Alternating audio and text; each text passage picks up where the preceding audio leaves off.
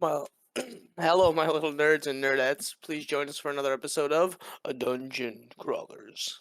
Dungeon Crawlers.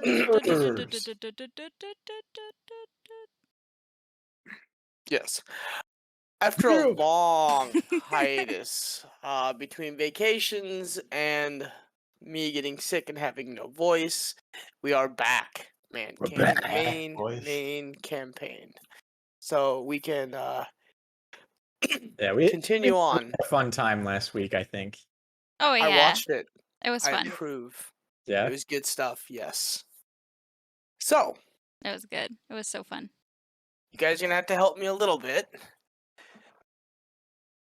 I watched a little bit and I've kind of skimmed up. So, where we left off, the party members had talked to certain other party members, sussing out details of where you guys want to go, how you guys want to delve Blade next. Runner, thanks for the follow. Oh, that's awesome. I love that. Mason, what's up, dude? Welcome. Just in time for the recap. Yeah. So, you guys had talked to Bobo, Kaz had, to try and gain more information on spells, history, kind of like the whereabouts and what going ons you guys had gone to visit. Lo and behold, it turns out Bobo is actually a dragon. A silver dragon, to be exact, that has been around for a very long time and fought in a certain war. He at first was very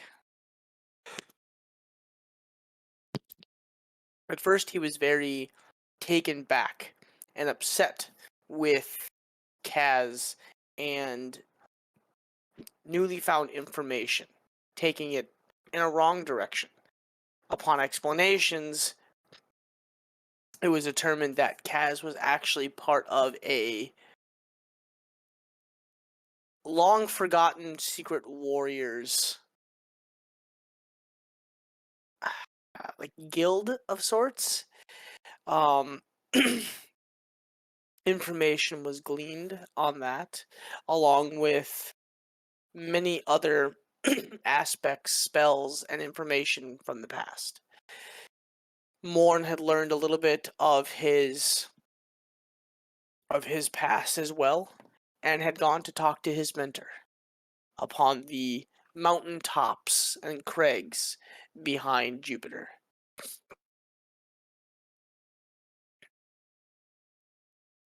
Henri had decided to stay behind to care for her ill daughter, to nurse her back to health and get her to a new normal. Alwyn has joined the party to answer the calling that his goddess has given him, along with helping out a dear friend. You guys trying to figure out what your next plans are. Jaden having a conversation with Sheena and Ozzy about rumors of a curse of this lycanthrope. Lycanthropy. Thank you. Like About these rumors of the lands of the Close enough. so-called werewolves of Steinthorn, about how there's howls in the night and people disappearing. It sounds like a fairy tale. But, to be sure, the party pays and has a blacksmith coat weapons with silver, and some other things procured. I do believe the only people in the party that had actually not been there, seen, or discussed with are actually Alwyn and Jaden. The rest of the party has seen what is actually in Steinthorn. Correct. Jason hasn't been there, right? Oh yes, and Jason. Correct. So ideas are thought and tossed around to go to the Witch's Hex, the ruins of Vexville. You guys talk back and forth and decide on Steinthorn as you guys partially begin to get yourself ready for going to that. I do believe that you guys really hadn't made an absolute decision, but you guys were leaning towards Thorn the last time you had talked last stream. We left off with you guys leaving Bobo's, making it back to the Ranger Manger, where you, I believe, were starting to gather supplies, like getting you guys' traveling packs together, food, not resources, but like food and traveling supplies, and you guys were kind of just making your way around the house. I believe at this point I think you guys had left early and gotten back late evening after talking to Bobo, so it was around 3 or 4 o'clock in the afternoon.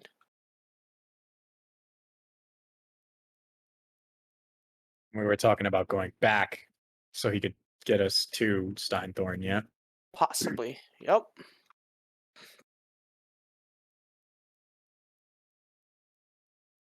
So, that's where we left off. You guys are currently at the Ranger Manger. You guys are kind of packing your supplies and getting things ready. I don't think anything was set in stone at this point, but I could be horribly wrong. As it has been like a month since we played. Yeah. It's been a little bit. Yeah, I know that we had decided to go the route of Steinthorn instead of going to Vexful. I can't remember off the top of my head why. I don't know if anybody else does. Why we changed. I think the issue with Vexville was the wish. There was the wish there, but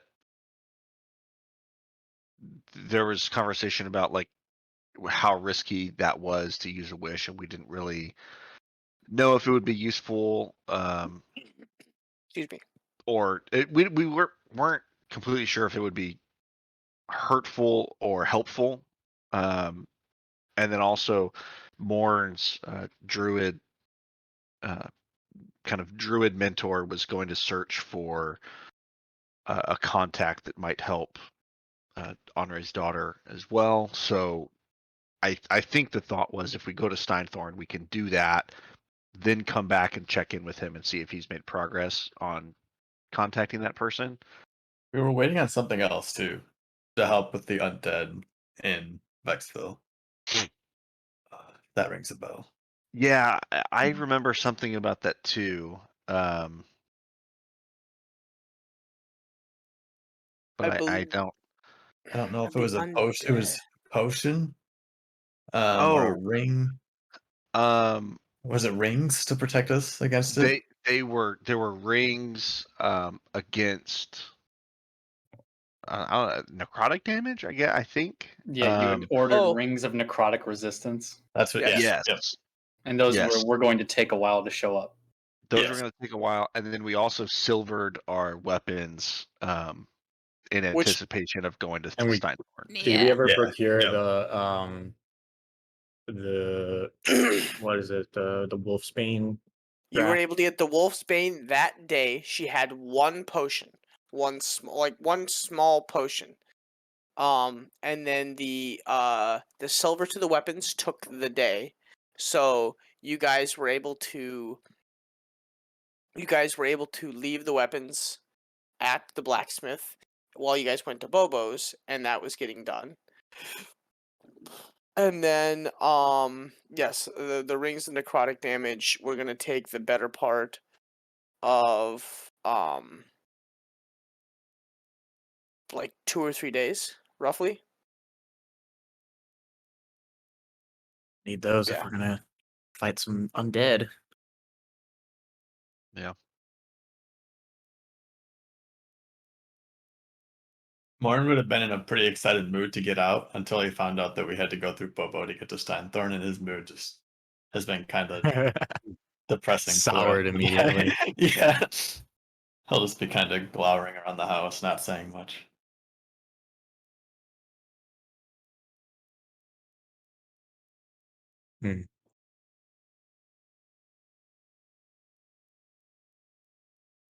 I assume we'll get a night's sleep and then head out in the morning. We can always Just a Yeah. cranky morn. we could always sleep I mean, sleep can at you blame me? Bobo's. Before get a we head go back, start. before we go back to Bobo's, Alwyn would probably have canvassed the rest of the party and kind of asked them about their opinion of him. Well, I mean, right now is the perfect time. The entire Yeah. house is basically packing traveling bags. Packing traveling. I mean, they're just around the house getting ready right now. So Right. I would say right now everybody is pretty much doing their own thing. Yeah. I'm sorry. Go ahead. I was just Are gonna you say I'd go doing? around and the dragon has a hot tub. Oh, okay. I'm gonna Uh, roll with it. Rock on, rock on.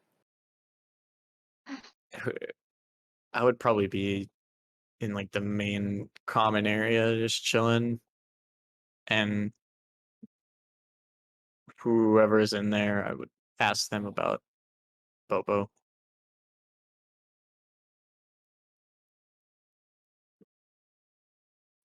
How big is this dragon that I have now? Is it still a size that would be reasonably concealable? Right now, I would say it's probably tip of your fingers to about your like where your elbow meets. Oh, so not a bearded dragon, like an iguana. Yeah, Iguana sized? yeah, roughly. Yeah, that's pretty big. Like Okay. just within the last roughly week, it's almost doubled in size. Okay. There goes our rations.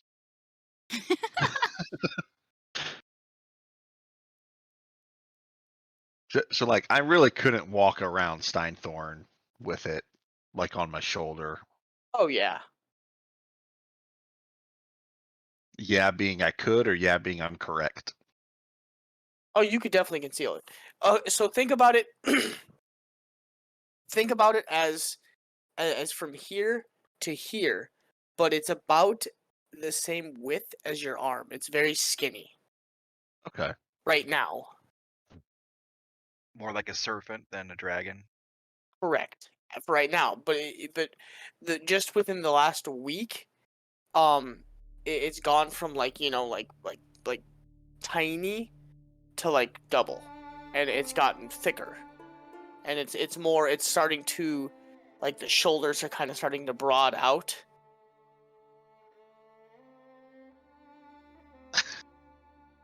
Can I ask Woolsworth if he could? I'm assuming he's like good with a needle and thread. If he could do like a makeshift baby Bjorn that I could like put under my cloak, like with some leather, that I could like, strap into.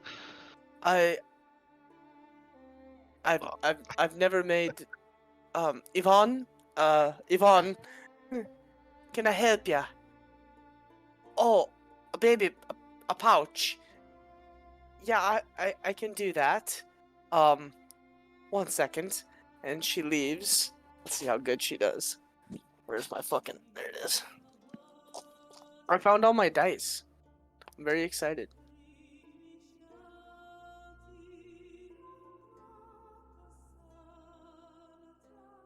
Okay, I like Yvonne, so I'm gonna give her advantage. And it's still like absolutely garbage. So you get it back, and imagine like a burlap sack, and like really wide, like wide cross threads, not like And nice and tight. Yeah, it's it's just like the long blankets that you got to wrap around yourself and like tie, and yeah, it's not like a fancy thing. it's pretty bad. Well, I never said it was going to be good. I've done something like this. I don't sew. This is fine, thank you. This can work for now, and then we'll look for a longer term solution later when we have more time. Okay. Okay. I'm gonna go back to the kitchen where I belong. Appreciate it. She kind of like walks off like Huffy-ish, talking to herself.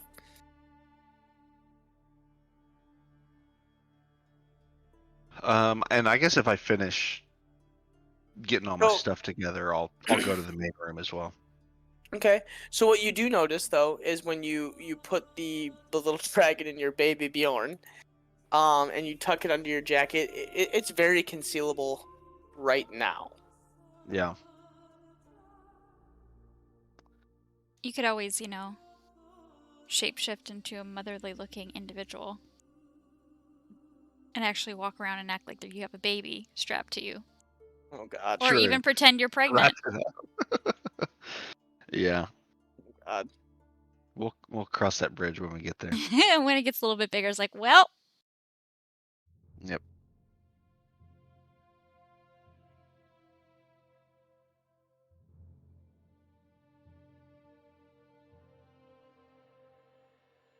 That's what you doing. I Alwyn, happened to everybody gain is kind of weapons. around the house. What's that? Sorry, Jason. Did I missed that last episode. So did I happen to get any weapons as far as fighting these undead creatures?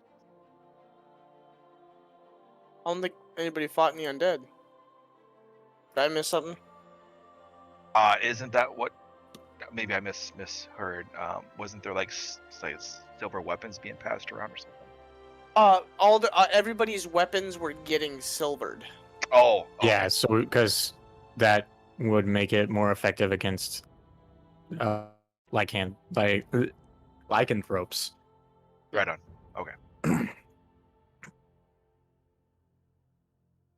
And we are almost 100% gonna be encountering some in Steinthorn. So How do you know better that? You come don't know prepared. that? I don't. Do you? I think it's 50 gold to get it silver. That was so out of need character. Roughly. if you need something silvered and you don't have 50 gold, let me know.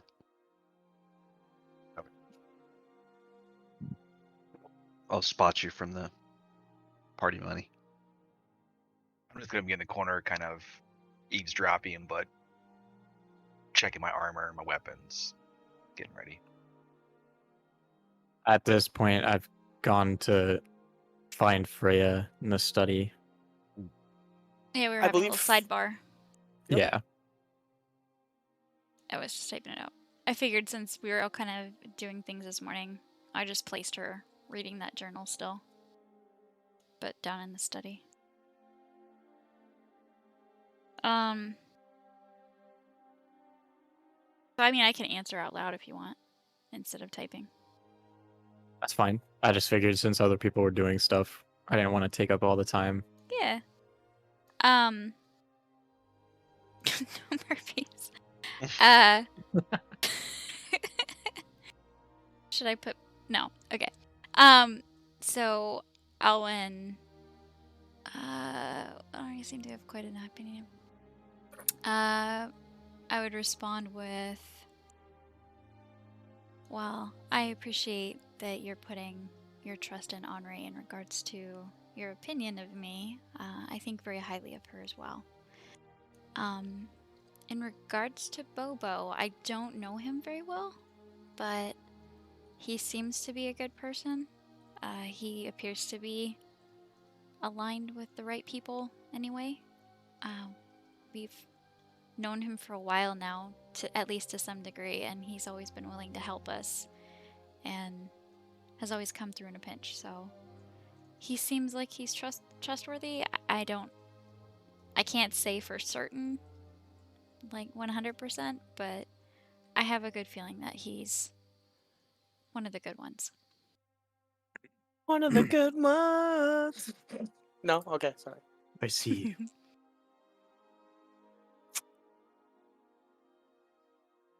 Well then, I shall leave you to your preparations. Did you hear anybody mention that we're going to be leaving soon? Was that not the plan? I believed it was, but I wasn't sure if everybody was ready yet. I was just wondering if you had heard anything before you came in. I've heard nothing new. I have already prepared myself, so I'm simply being patient for the moment when we leave. Do you mind if I ask why you're asking my opinion of Bobo? Do you feel that there's something to be concerned about?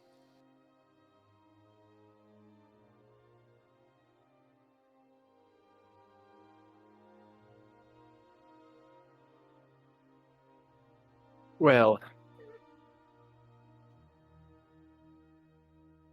I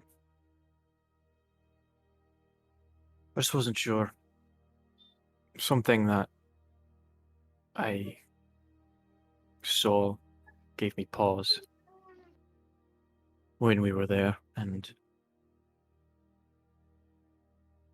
just thought I'd ask around and see what people think of him. Something that you saw? I thought that you couldn't see. I mean, in a manner of speaking, I can. It's hard to explain. It sometimes affords me a deeper insight into people. Huh, okay. That's really nifty.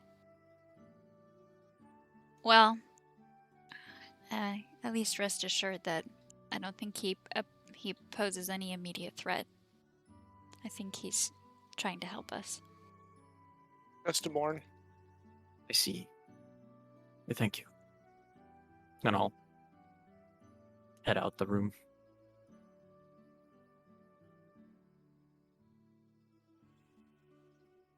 I'll go back to reading the journal until it seems like maybe there's some stirring about leaving.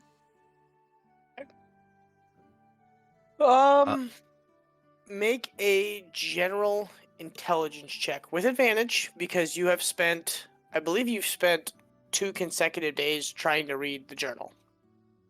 Oh yeah, I read it pretty much every night. Yep. You said what check? In just a straight intelligence with advantage.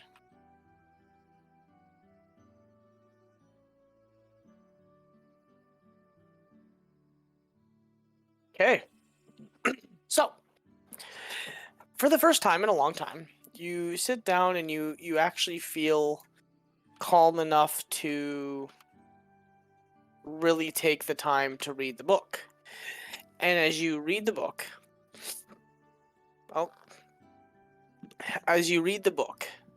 and now becoming accustomed to reading Abyssal. I believe is what I said. Abyssal, right? Yep. Yes. You've started to sound out some of the more uncommon words. And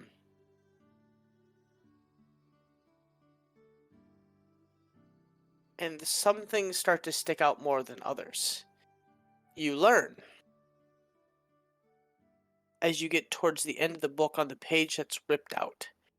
You find it folded behind the last page, tucked into the sleeve of the book, almost like tucked under a layer of skin. Intentionally stuffed there.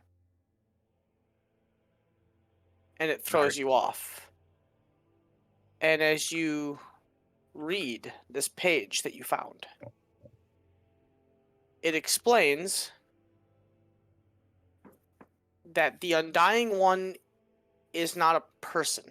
He used to be a person, but is more of an entity that inhabits a person of greed and basically makes that person his vessel, almost like an empty jar. He basically shoves the other person's soul out and consumes the body. You read further. as the words begin to make a little more sense. You still have a hard time with a lot of the vowels and the way some of the words sound. But what you gather is once the Undying One, a paragraph comes through that says, once the Undying One ascends, he is virtually unkillable. And it describes in this picture, almost like it almost looks like the stars. But as you look at the picture closely, it's a crudely put together picture of a crown with 4 bright stars that seem to hover towards these holes in the crown. And beneath the crown is another crude picture of several almost weapons. And underneath those weapons is another crude picture of the crown, almost broken into pieces.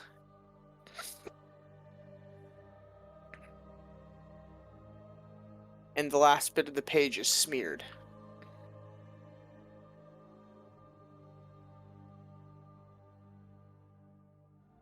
Okay, so you said it was... The picture showed... Basically, it's a crude picture of a crown with 4 bright stars hovering over the holes in the crown. Beneath that, there's another crude picture of weapons. Did you say how many weapons, or you just said weapons? If just you said were to weapons. count them, it would be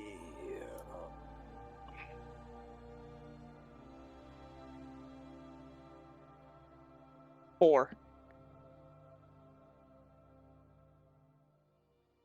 And then underneath that, there's another picture, but with the crown showing as broken into pieces.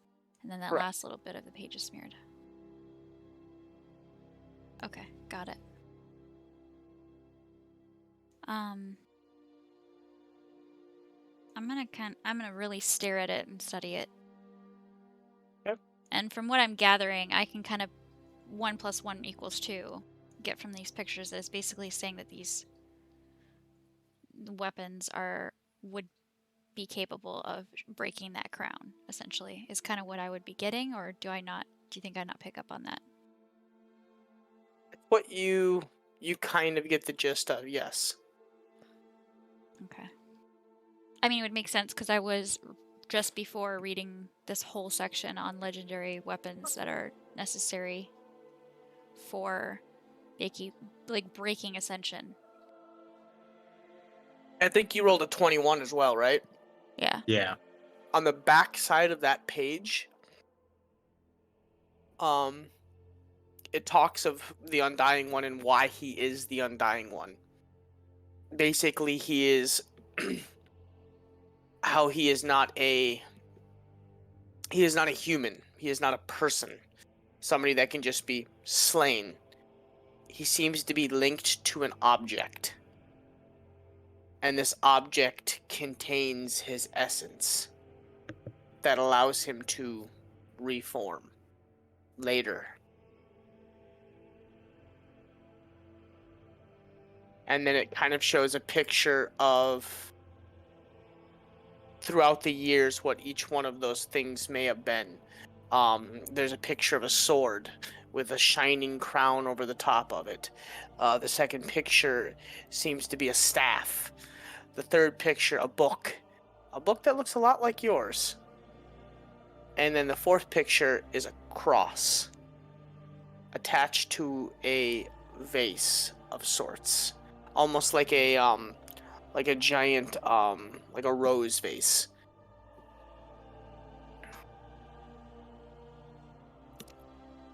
Ooh, that's big. You said one of the pictures looks a lot like the book? Yeah.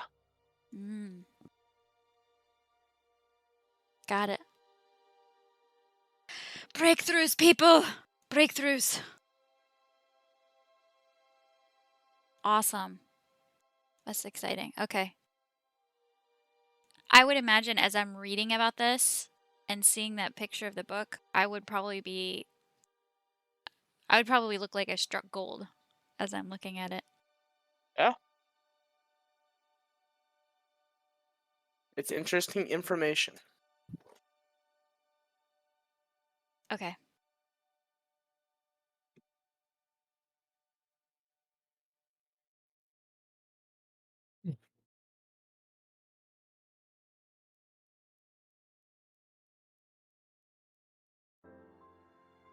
Sorry, I was fixing my notes. Really quick, you said one was a sword with a crown, staff, the book, and then a cross attached to like a rose vase. Correct. Got it. Okay. So I would probably like jump up, run out of the study.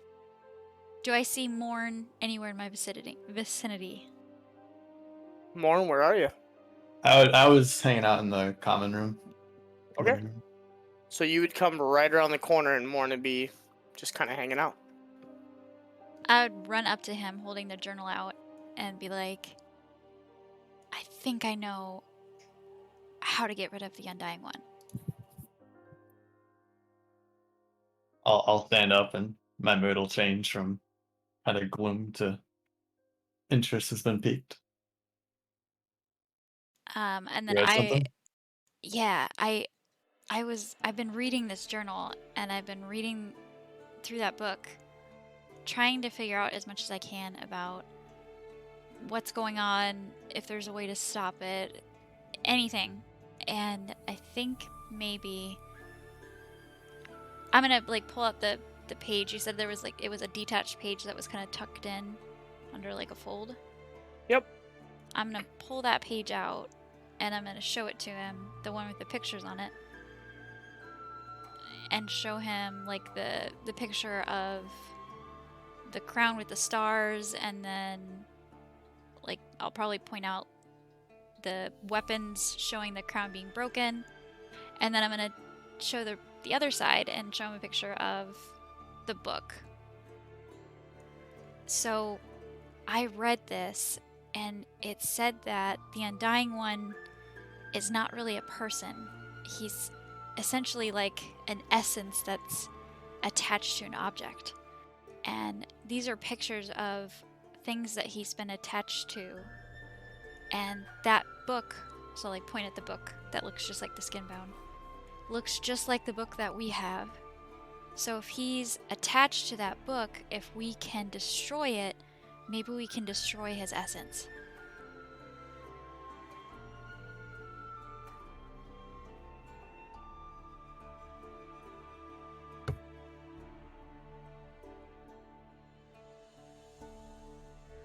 So we still need to find the sword, the weapons. Yeah, that's the only thing I don't know, because I know we've tried to break this book before and it didn't go well. So maybe those weapons are able to, or the only things that are able to destroy it. You have one of the weapons. Do I though? Are we sure about that? Your mean, bow. I can try it. Ginge, for the sake of like being super interested, and again feeling like I struck gold, I'm gonna like put the. Oh wait, I don't have the book. No, do I have? I have. You're holding the. I was Oh never no, like- no, you don't. No, you're not. You're holding the journal. The book is at Elena's. Okay, so I'm gonna be like, wait, I need the book. I will be right back, and then I'm gonna like take off running to go to Elena's. I'm gonna take off running with her. Okay, you guys, the rest of you guys sitting in the common room watch as like as Freya and Morn just like take off sprinting out the front door.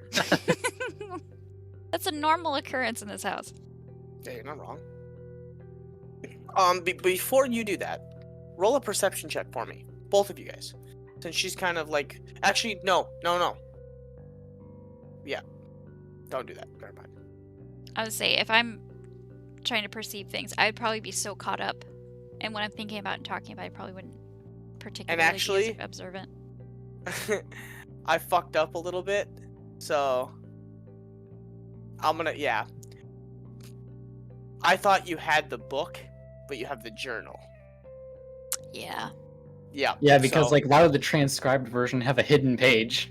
Exactly. Wait, I thought no, she wait, had wait, the. no, I no, thought no. she had the book. Time out. I thought I did get it because they had gotten as much as they could from it. No, I do have it, Ginge. I do have it because they had gotten as much as they could from it, and I could read Abyssal. So I was trying to study as much as I could beyond what I was reading in the journal. I have to have had the book because I remember, like, I mean, I'm not positive she gave it to me, but I swear I remember getting, like, we got everything we could out of this.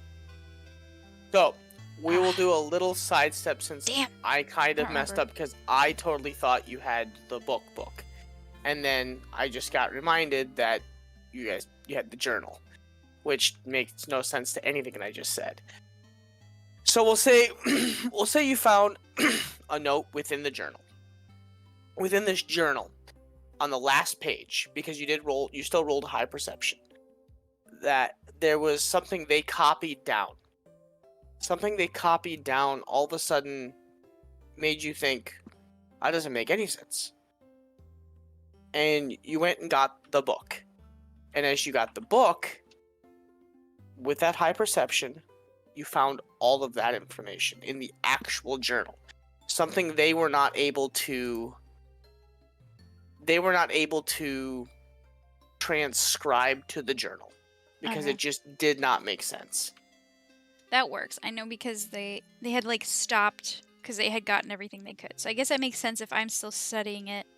If I found something that didn't make sense, I would probably want to get it and take a look for myself now that I know Right. Abyssal. So, you showing Morn all of this information, now that you have this book, Okay. I didn't run out then.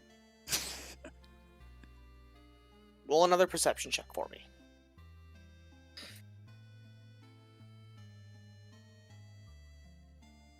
Nice. Morn, this actually kind of fits the narrative. The last page, as she's showing you this information and she flips this last page, the last page is blank. But something seems off. Something that your people used to do when you would pass secret notes of sorts. You had a way of hiding messages. You would hold it over a flame and words would appear. For some reason this strikes you as something maybe you want to do. Something's wrong about this page. The way it looks, the way the page, it almost looks like somebody spilled water on it. You know how kind of the paper ripples a little bit? Yeah, something our shamans would do. They did some magic on the paper. Yeah. And I'll kind of grab it from Freya. And I'll kind of quickly walk over to the fireplace. I'm assuming there's one. Yes. And I'll put the page kind of up against it. Okay. You hold it just close enough, but not too close to singe the paper. And all of a sudden, words begin to appear on the paper. Ooh. You can't Magic read said ink. words, though. Yeah, I quickly give it to Freya. Is it still an Abyssal? The words disappear. Okay, well, I'll take it back. Seeing what he did, I will take it back over the fire. Okay. And try and read it. Yes, it is in Abyssal. Abyssal and Elvish. Ooh. As you begin to decipher the paper, it's a weird mixture between Abyssal and Elvish. Almost a language you've never seen before, nor makes sense as to why they should even become one. And it reads, seek the weapons to destroy the soul. Destroy the soul to free the soul. And it talks of these legendary weapons that were crafted. Hey, are a Alex part of it. Steele, thanks for that follow. Welcome in. Welcome. It talks of these weapons that were crafted by specialty elven forge makers that crafted these high-end weapons. These weapons that were made from pieces of the gods. And then, at the end of all of this, it talks of the Undying One becoming enlightened or ascending. And once he has crossed that peak, it talks of a star spear. A spear that is made from the metals of the stars. Sorry. I'm like out of my element because it's been so long. It has been a little bit. It's been a hot minute. Oh, I think you told me. You've about been the Star sick, so you've been out of it. Spear. Oh, you heard me. Uh, It hurt so bad to talk last no. week. You told me. Star Spear, known as Star Spear, was crafted in Radar and was welded by a great hero, but no knowledge of where this is. I have a note about that in my legendary weapons section. Yeah, I have that the star sphere is required to cast the killing blow. If he were to successfully complete the crown with all stones. Yep. I don't remember where we got that from. There we go. I just haven't From written it. reading the. I mean, I wrote that stuff down from reading the journal. It is a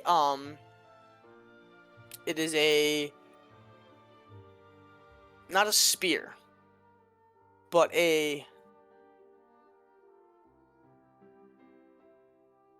piece of metal from an actual star, that this goddess scooped from the star and threw to earth to be crafted by this great hero. And this great hero crafted this spear to fight the Undying One. It was the goddess. Where is fucking person?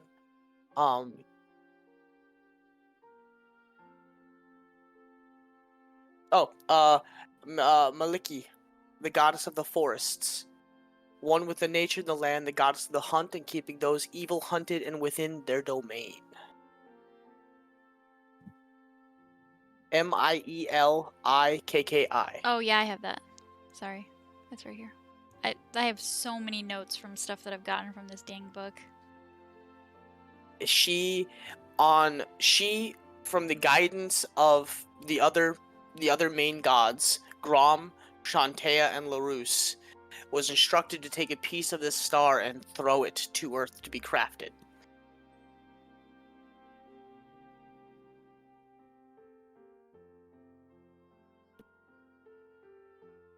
Excellent. Okay.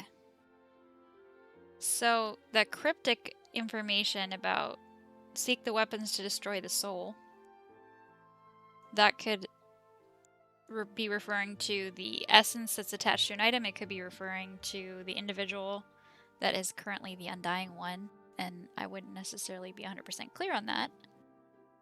But for the hell of it, I'm gonna drop the book on the ground, and I'm gonna pull out an arrow and notch it to my legendary bow.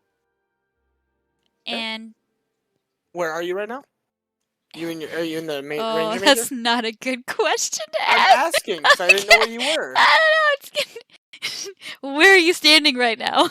That's like when you say, "What's your marching order?" I don't like Maybe this. take it outside. Yeah.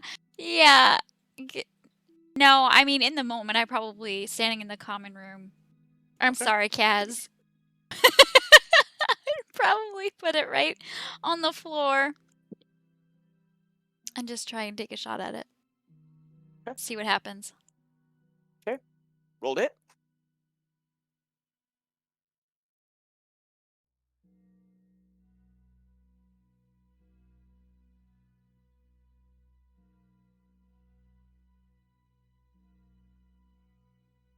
Okay. 16.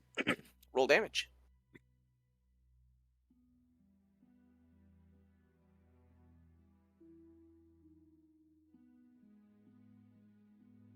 Roll 3d12.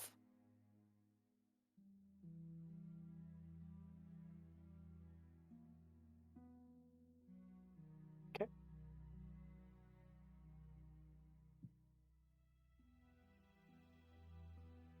Okay. Does an 18 hit?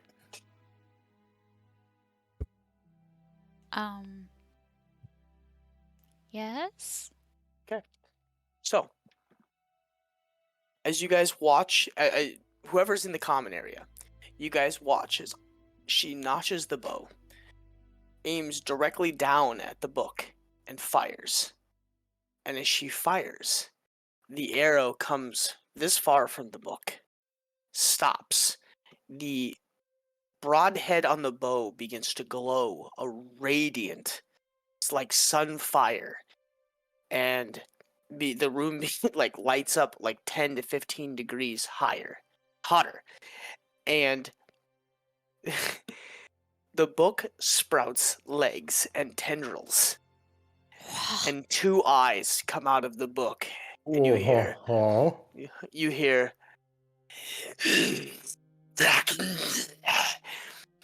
and lashes out with these tendrils and begins to whip out towards you as the arrow pierces the book, and you watch as a radiant fire engulfs a portion of the book, and the book stands up about 6 feet tall, and these tendril arms, 3, 4, 5, fall out aside of it and just begin to whip around, and this giant mouth opens wide. We're talking big enough to eat Morn. And you just see rows, about 5, 6, 7 rows of teeth spiraling in a circle. Wow, this mimic just played the longest con in the world. What the fuck? I never said it was a mimic. The hell? I'll give you a small, kind of a clue from where I got the hint of it. Think Horcrux, except for on crack. So, Capable of fighting back. yeah, it lashes out in Freya's direction as 2 of the tendrils lash around Freya. Make a strength check.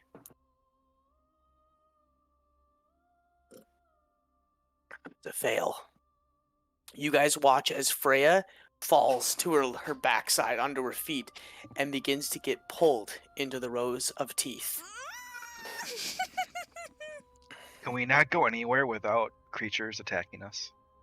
Rerolling initiative? I was expecting maybe the book to like go poof and like blow my arrow apart, but I wasn't expecting it to sprout legs, to be fair. You take 18 points of piercing damage, Good God. Damn! 4 points of necrotic damage, as the tendrils that have lashed themselves around your arms and legs are beginning to burn. Like burn on the skin. And you're being devoured. What? Let's roll initiative. What the heck? Way ahead of you, buddy. Oh I my mean, god. You chose this route, not me. Listen, Can I the attempt whole to grab Freya and pull her out of the grass? I purpose. have When it gets to your turn. I have feral instinct. I can act on surprise rounds. Ginge, Okay. the whole purpose of this campaign is to kill the Undying One. I was trying to kill the Undying One. I'm supposed Yeah, to I know. blow up the dang book. Why are you gonna do I- this to me? I can act Yeah. on surprise rounds, Stinge. Okay. You have advantage. Well, no need, because I rolled an 8. Don't worry, guys. Kaz is here. I did All right. too. An 8.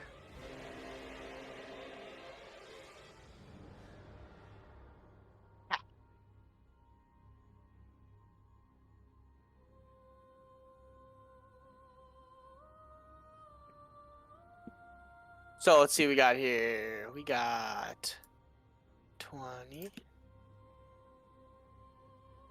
Morn or Alwyn, who has the higher dexterity? I'm assuming. It's a +2. Mine's a 15. Okay, you guys go at the same time then. Right. Well, if he's gonna try to So wrest her from its grip, I will try to help him. Morn, Alwyn. What do we got here? Freya. Well, trying to pull Freya back is during the surprise round. Yes. Oh. Okay.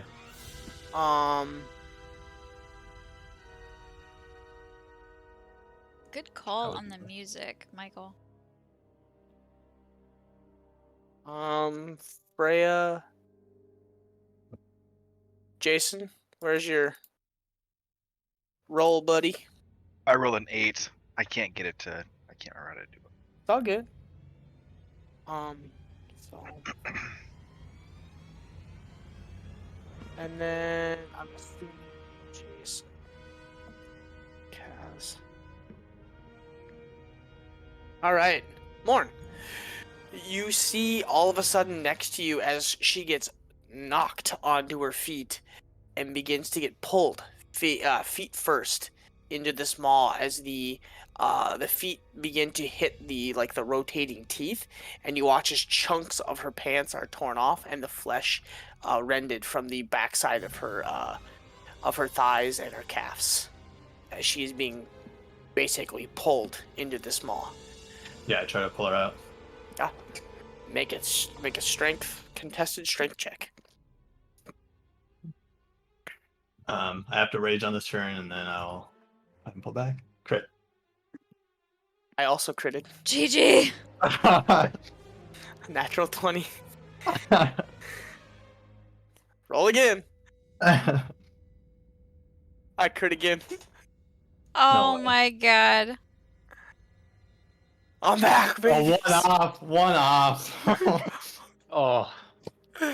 So, you get a hold, and you think you have good footing, and you pull. But as you pull, you're not used to being inside and fighting. You are used to the outside dirt, stone, getting kind of your grip in your toes and into the dirt, and you slip on part of the wood as she gets pulled another 2-3 inches into the maw.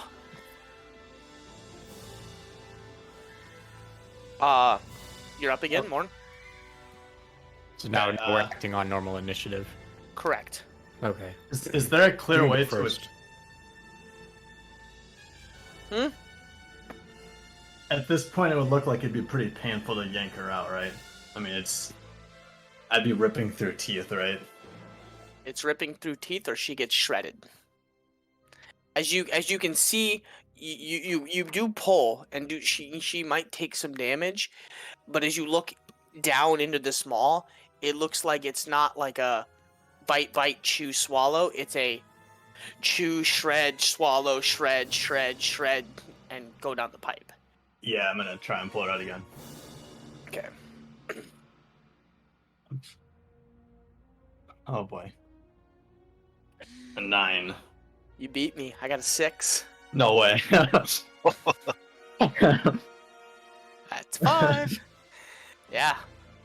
This time you get a hold, and you dig into you actually break parts of the boards on the floor and stick your heels into the ground and just pull. So she is going to take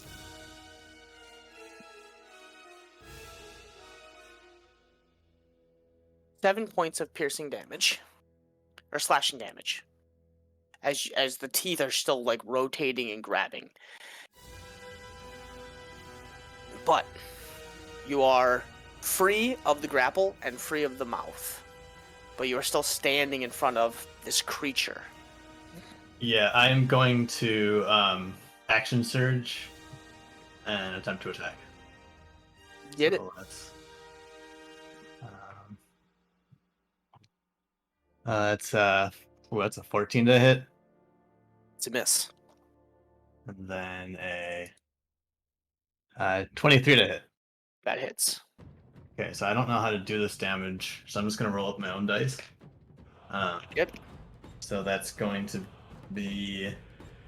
Let's see, it's D10. Okay, so 13 slashing, and then an additional 9 cold damage. Nice. You watch as Morn grabs you and just almost like flings you kind of behind him, and just.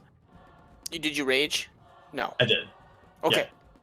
So you watch as you take the axe and run it along the top layer of your chest, and then just as you rip, you come around full circle and then just crack down on the top of this head of this book. It connects, but it doesn't do the damage you think it's doing.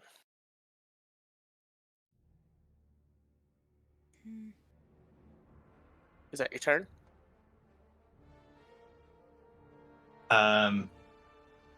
Yes, that's my turn. Okay. And I'm gonna position myself like pretty much practically in front of the mimic. Okay. So it would have to try and go around me to bite anybody else. Yeah. Alwyn. Right. So seeing all of this occur, I'll pop the rune on my staff and transform it into my sword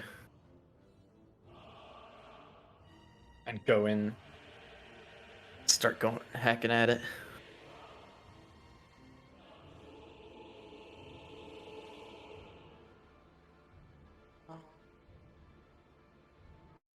I guess not seeing this, but I hear it and I can see something going on over there. Vague shapes.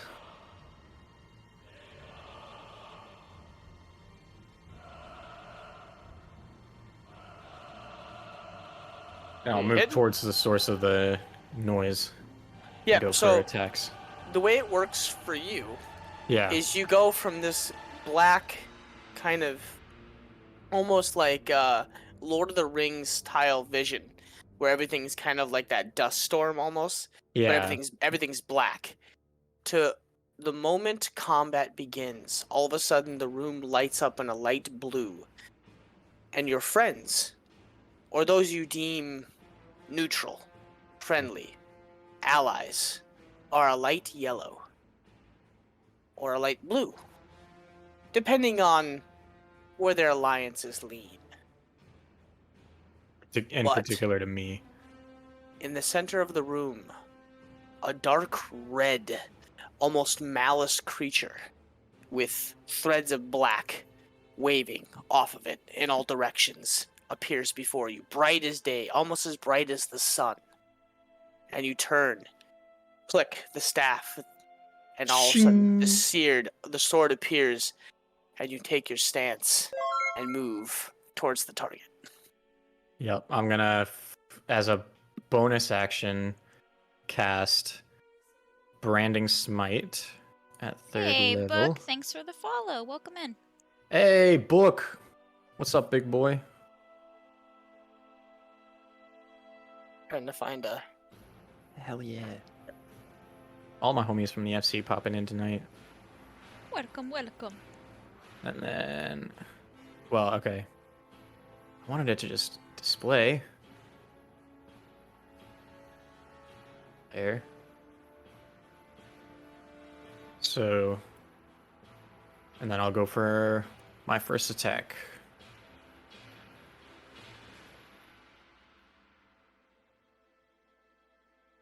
This will be a one-handed strike. Okay. 29. Oh, let's go. That hits. Crit! Yeah, it's a crit. Crit on a 19, baby. All right, so the damage twice.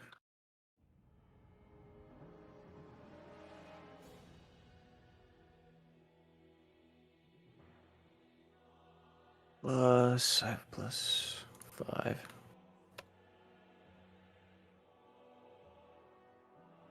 So 17 damage, and then The damage from Branding Smite is 3d6. And it's going to be radiant damage. So 30 total. No, 20. No. 30, yeah.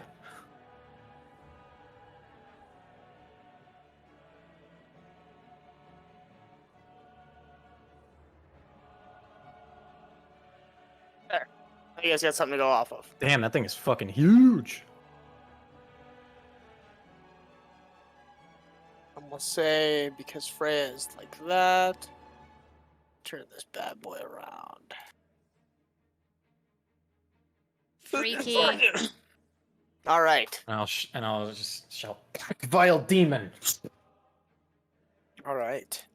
So as you run towards the creature and just strike down, you connect, and as you find purchase, you sink in and then almost run the blade along the side of the creature as you guys watch as sparks, almost radiant flames splash out in each direction.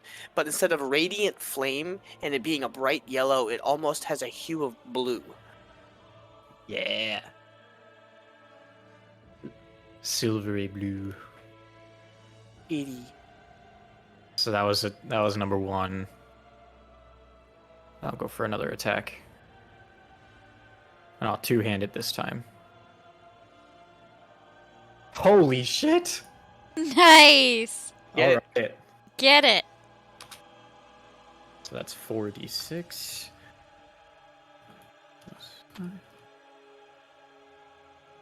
Nice. And so, like, on the first attack, I'll, like, stab through it. And then the second attack, pull it out with both hands. So as you strike through and you run the blade across, you turn back around and come up for an uppercut. And as you come up, you run up the side. And remember my rule, if you roll 2 nat 20s in a row, roll a third time. Roll a Because third if you roll time? if you roll a third nat 20, something will Get it. happen. Get it, get it, Okay. get it, get it, get it. No bonuses or I anything? hate to be Doesn't that matter. guy, but the first one actually wasn't a nat 20. Oh, it wasn't? It was, I It's mean, still a crit. it was a Yeah. crit, It's his- but because I have 3 levels of fighter, and Fighter? I went champion, I'd get a crit on a 19. Yeah, but it's not. Okay. I'm counting Yeah. the 19. Improved critical, baby. Yeah, it's kind of weird for you guys because you guys have that feat, but Oh, fuck. no. So as you Nope. come up and you find purchase, and for a second you feel like you feel something deeper, something that could cause serious damage, and you begin to sink deeper to run up, as the creature turns quickly and kind of juts you out of range, and you have to take a sidestep back to regain your composure. Freya. Wrong boy.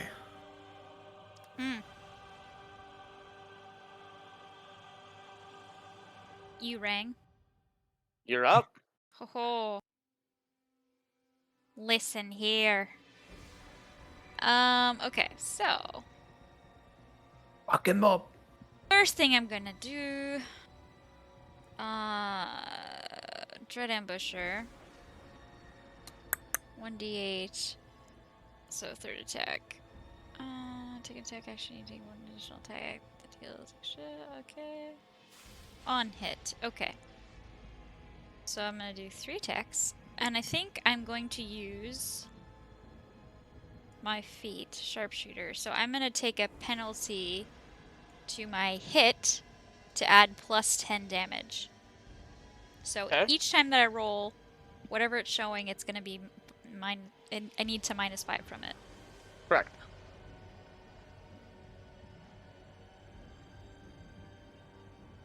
Hit, miss, miss.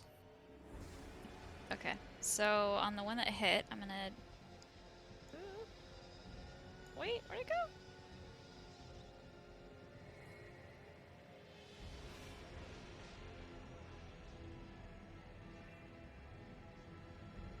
Alright, so I did 17 damage.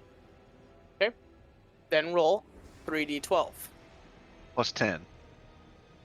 Oh, sorry, plus 10 to that as well. Yep, plus 10. 27. Thanks, Plus your Kaz. 3D, plus 3d12.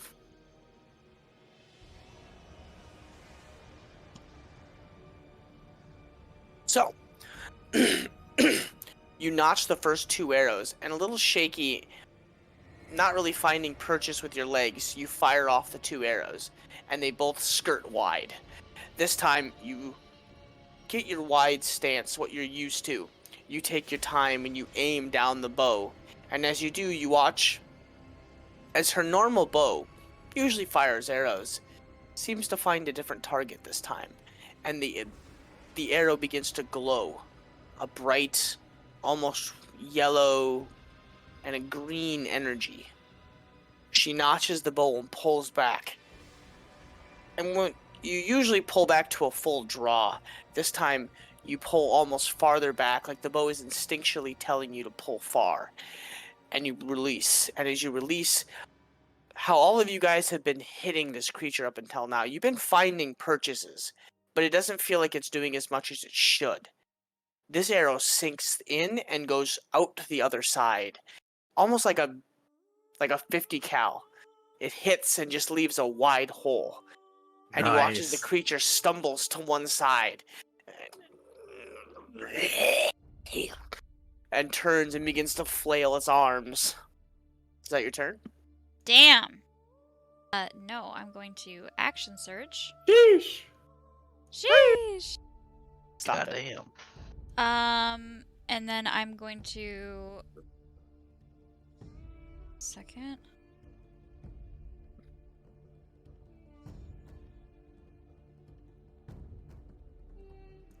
I'm gonna use Zephyr Strike.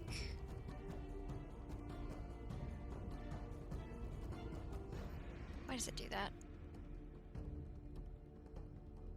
That's not what I wanted to do. Why is this not coming up?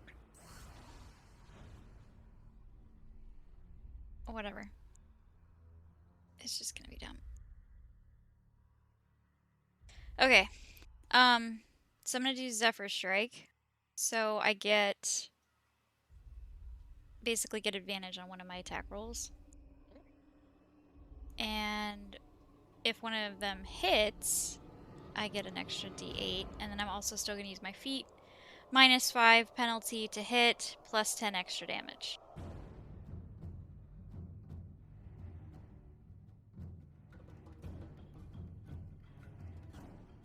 So, I guess I should have designated. But I guess it would have made sense. Actually, can I know that? I probably should have done one roll first. We'll say that I was rolling... I guess it doesn't matter. I didn't designate which one I was using advantage on.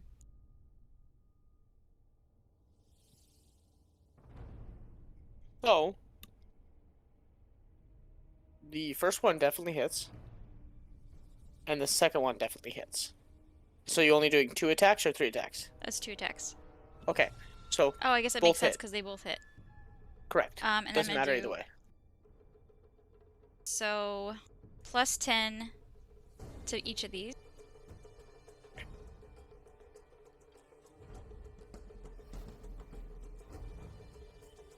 And my d8 was a 1, that sucks.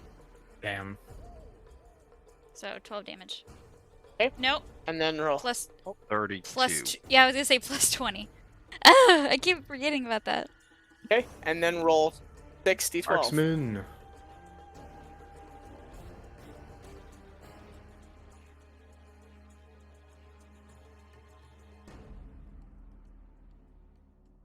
Okay.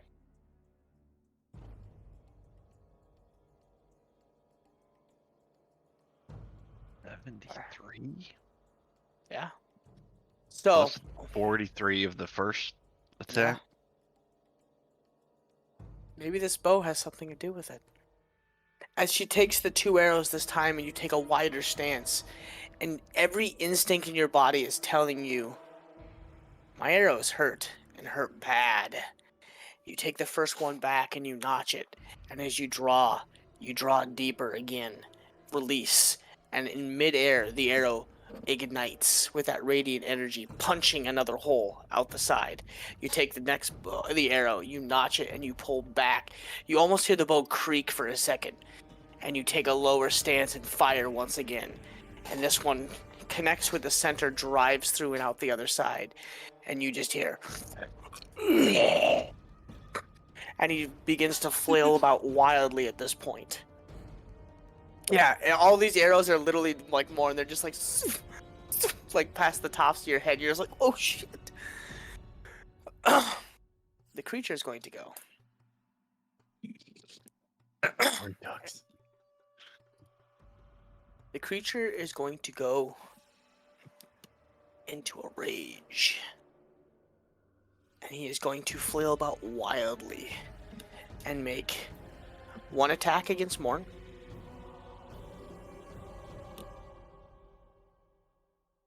Actually, I should measure this really quick before I start doing stuff. No. Yep. Nope. 1, 2, 3, 4, 5. What are we missing? 5?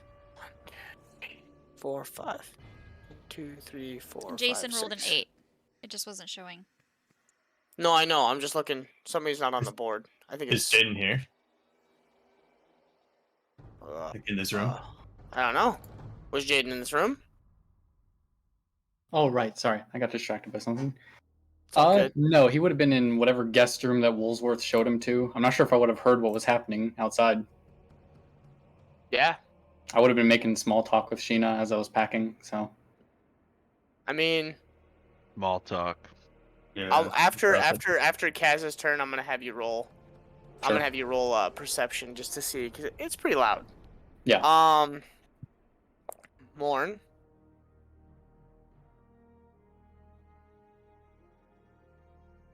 $20 to hit.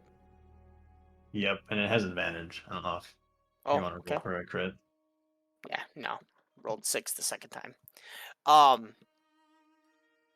Okay. Tendril rips out towards you. The mouth widens, and he begins to pull you in. Roll a strength check.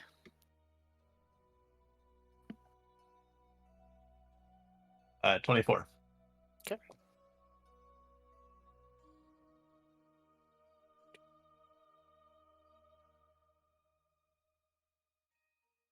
$25. So, Morn begins to get dragged closer. You are grappled, and you're not being consumed because you are more than... Yeah. You're too far away, but he pulls you close. Like, you're literally standing in front of him now. It's not it's not a saving throw. It's not a athletics check. It would be a saving throw. Oh, then I have plus 10. So it would have been 29. Okay, so then he does not pull you in. You are just grappled. Okay. Freya, Mm-hmm. 17 to hit. Yes. Okay, make a strength saving throw.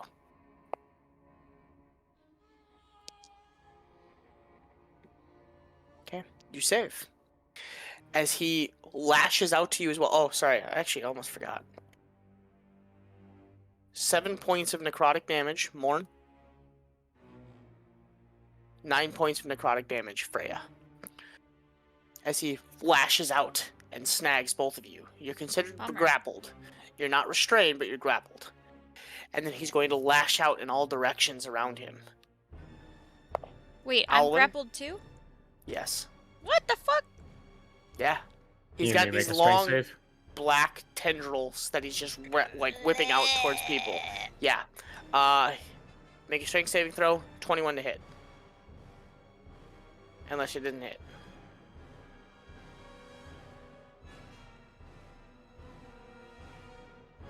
$18?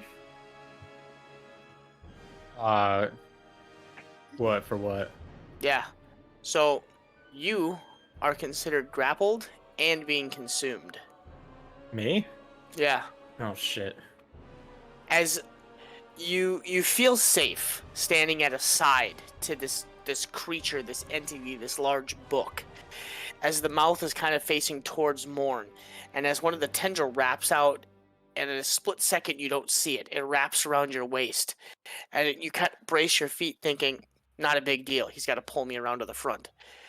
The side of his body opens up, and another maw opens in your general direction, as all of a sudden you're being pulled directly towards the center of it, and you catch yourself on the outskirts of the mouth, but the fingers start to get tore up as you kind of like are bracing yourself, and you're trying to keep yourself from being pulled directly in. Am I taking damage? Yes. Okay. You take 8 points of piercing damage. All right.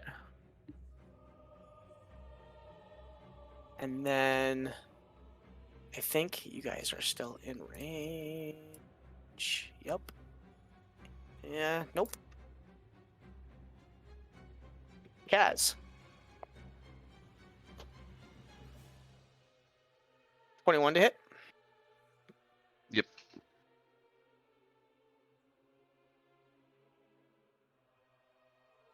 Okay. Make a strength saving throw. That's not gonna work out for me. Okay. I got a 19. You're far enough away that you're not being consumed, but you're pulled closer. Morn, you Okay. saved. Freya, you saved as well. You're considered grappled, you 4, but you are not considered being, yeah. You 2 are considered, like, grappled. Alan's being grappled and consumed. Kaz, you are grappled and being pulled closer to the target. Morn and Freya, you guys are also grappled. And the creature is going to turn. On that attack, I'm going to use my Sentinel attack. Okay. And I crit on. Yep. So you hit, so Good you for you. can't move anywhere. So it's 19 slashing and an additional 8 cold. Nice. Nice. As the creature turns to make a like a walk towards Jason, who's sitting against the wall, like, oh shit! And as he takes that first step, you come down heavy across the back, and you connect into this leather wood exterior to this creature, and you dig in, and you actually, like, almost like if you were to embed your axe into a tree, and you use that to leverage to kind of pull him back and keep him from moving. Jason. I'm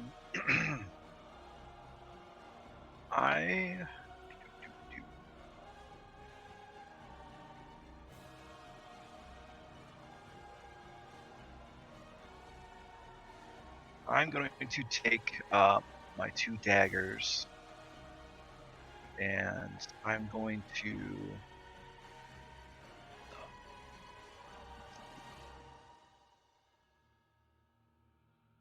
I want to throw them at his eyes, at both eyes. Who's drawing on my page? I can't get rid of this thing. It was like on a polygon tool, and I couldn't. Every time I clicked, it just made another point.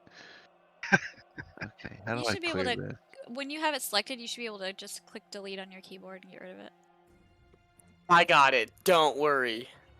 Yeah, I couldn't like click the select tool because every time I clicked, it just made a line.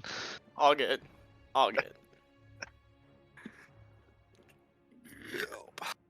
All right. You're gonna throw him at his eyes? Yeah, I want to try to blind him.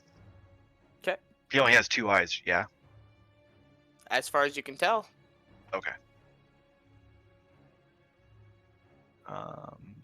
Would that be an athletics roll? It's gonna be, you're gonna roll to attack, but you're gonna do it at a disadvantage because you're aiming for a specific area. All right.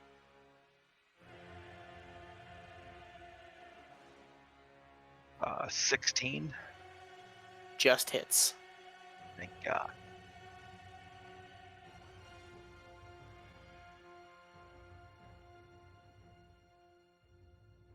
And then you want me to roll to hit, right? Damage.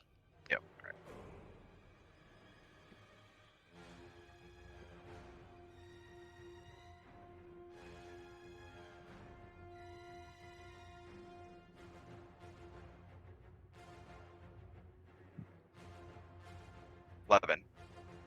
11? Okay.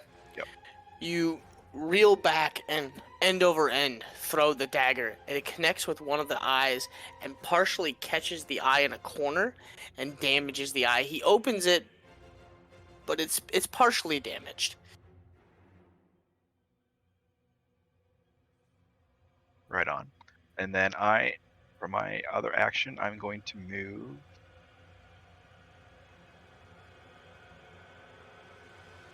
Right there.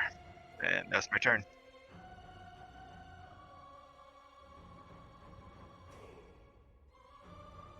Try and reload this real quick.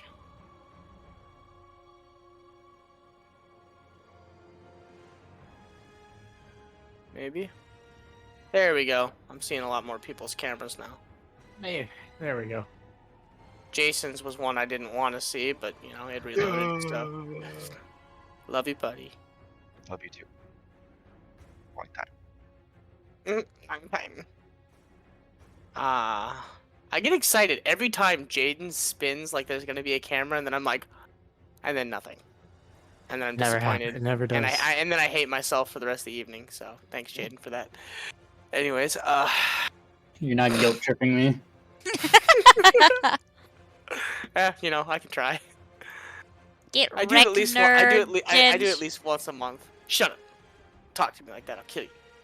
I'm gonna kill you. Empty threats. I mean, I've done it once, so. No. Yeah, you just got, you know, revived. Yeah. So, Kaz. Okay. You are grappled. You are being consumed. How close am I to him? 'Cause Literally he- in he- the, like... he pulled me in. Like, did he get the whole way? No, so you and Alwyn are, like, half in, half out. Like, both of you guys are, like, hands on the spinning, like, teeth and, like, on the edge of the lips, almost. And both you guys are like, fuck, fuck, fuck, fuck. Like, trying to keep yourself out, but being pulled in gradually.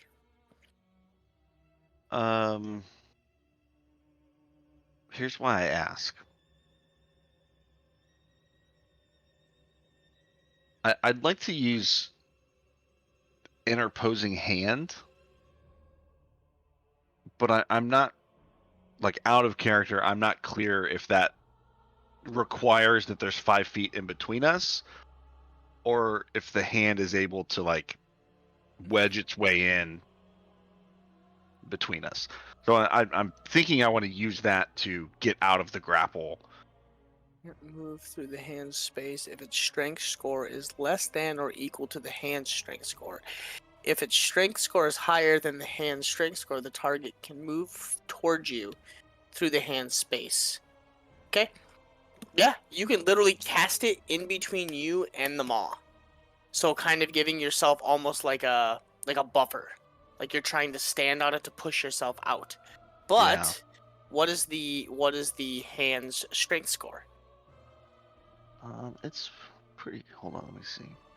Yeah, I don't see anywhere in the 26. text where how that determines. Damn. 26. Yeah. I believe. It says the hand doesn't fill its space, so I guess I can cast it in, like, basically in the between 5 you. area in front of me. Okay. Cool. I can see the moon. It gives me power. Then I will do that. I will cast Bigsby's hand and place it in between us. Would that break the grapple, or maybe just allow me, like, it's keeping you from being pulled in. okay. You're basically, the tendril is being formed around the hand, and you're basically like sitting in the palm of the hand. But I still can't. I can't move away. Is what I'm asking. Correct. Okay. Good. So he's there. The hand is there.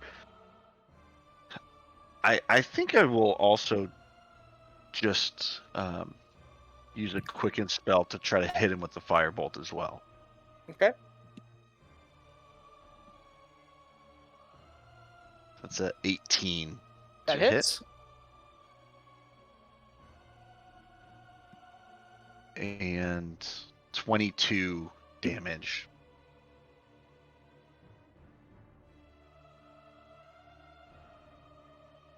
And then that'll be my turn. All right. Jaden, roll a perception check. Sure.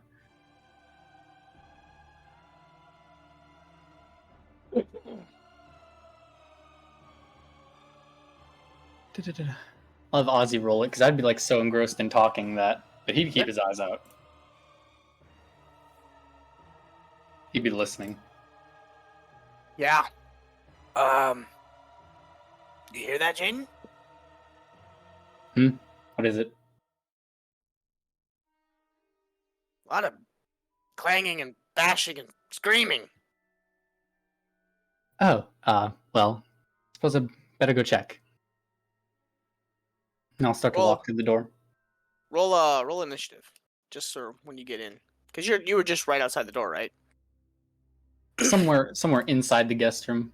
Okay, so like over in here-ish, maybe, or over in here-ish. Yeah, sure.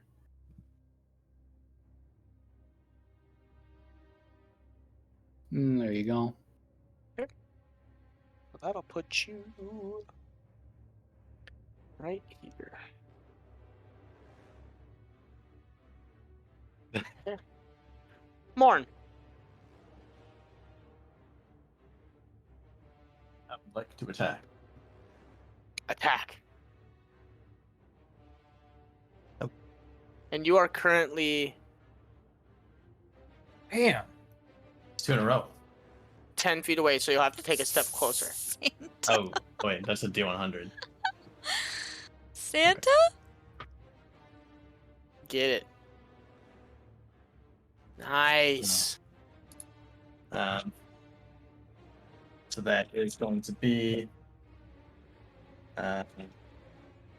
8, 10, 15 slashing and 9 cold damage. Hate you. Nice. Then on the second attack, didn't roll with advantage, so I'm just gonna do it again.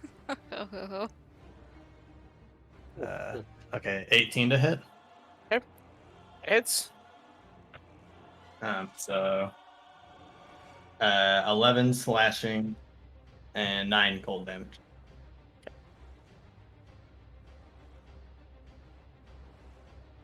Looks a little beat up. That will end my turn.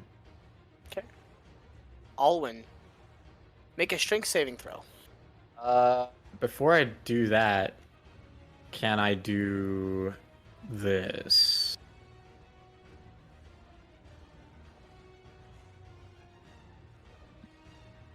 Yep. Yeah, I'll so I'll just kind of go and then pop up like over here. And I would like to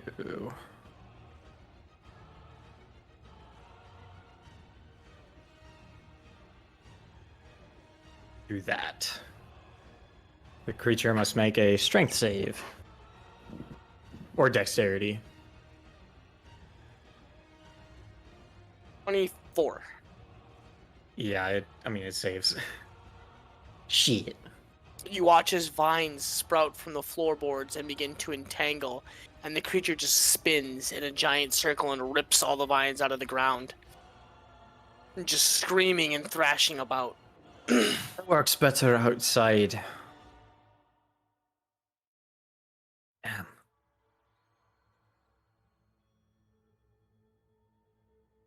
PD. Is that your turn? Yeah. Misty Freya. Step was my bonus action. So, I'm done. Yeah. You're up. All right. Punch some more holes in them. I'm going And to- actually, how far are you? So you got moved 5 squares closer. Because you're still grappled, so he's kind of pulling you along. Okay. Alright. That's fine. That's cool.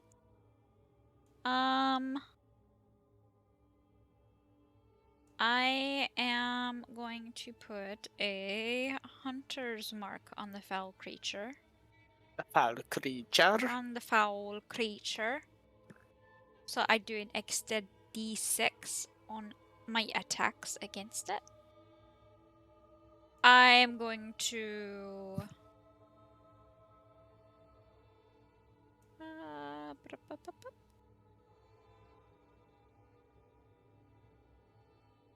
Oh, I didn't know I can't cast that at second level. Is it any different? I don't think it is. It's just how long you keep it up Ah, when you cast gotcha. it at higher levels. Cool, okay. Yep. Okay, so Hunter's Mark, and then I'm going to use my feat, so -5 to what I roll to add 10 to damage.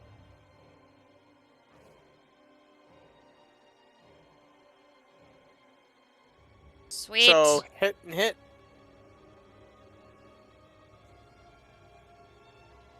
Okay, and then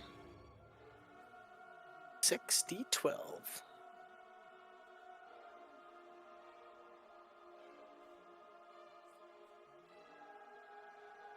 Yeah, baby. and then plus 20 to all of that. I gotta like really do math on Frey's turn now. That's a 64 lot of stuff. total. Well, Yeah.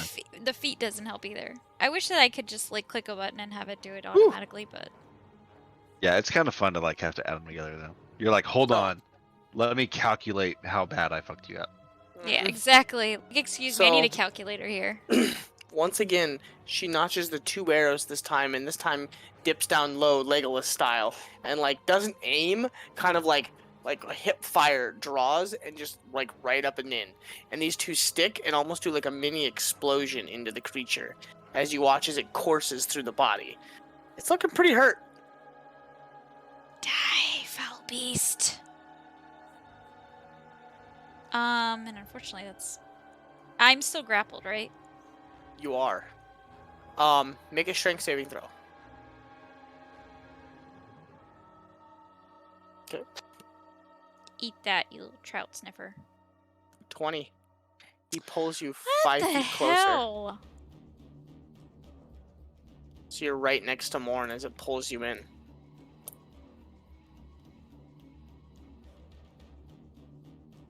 Jaden. Yeah. I'll go to the door and open it using a free action. What the fuck do I see? You come in and just fucking madness. The table is overturned. The front foyer, like, entryway is just shambles. You see this giant 6-foot, 7-foot creature that almost looks like the Slender Man, with these like 6 like black tendrils draping off of his body, and all around the body is like this large toothy circular maw that's just spitting with teeth. You see Morn and Freya on one side with these like black tendrils wrapped around the body, pulling them in, and they're just fighting. Alwyn is up against the wall, staring this creature down, and he's got the sword in one hand. Jason has run across the table and slid to one side and is kind of hiding behind a chair and like threw a dagger. And then you look on the other side and you see Kaz being pulled partially into the body. Ozzy, have any idea what that thing might be? No. Ah, shit. I'll look around with a little bit of uncertainty. Say, I'll deal with it. Best not to transform and dive until we can ascertain the Moon Elf's true intentions. Oh yeah. I forgot about that. Ooh, good thinking. So I'll go in and I'll attempt some unarmed strikes on it. Okay. Oh, 1, 2, 3. Hit, hit, hit. Nice. Hit. Nice. God, you guys are... See, this is why I make all my fucking monsters with high health, because you guys just beat the piss out of them. Or else they'd be done in like 3 turns. That was the problem. I went off of the player guide's handbook like the first couple of days, and Morn would just thrash my monsters in like literally 1 round. And I remember that. it got so old. I was like, okay, well, fight's over. I 2 didn't think rounds it got in. old. Huh? I didn't think it got old.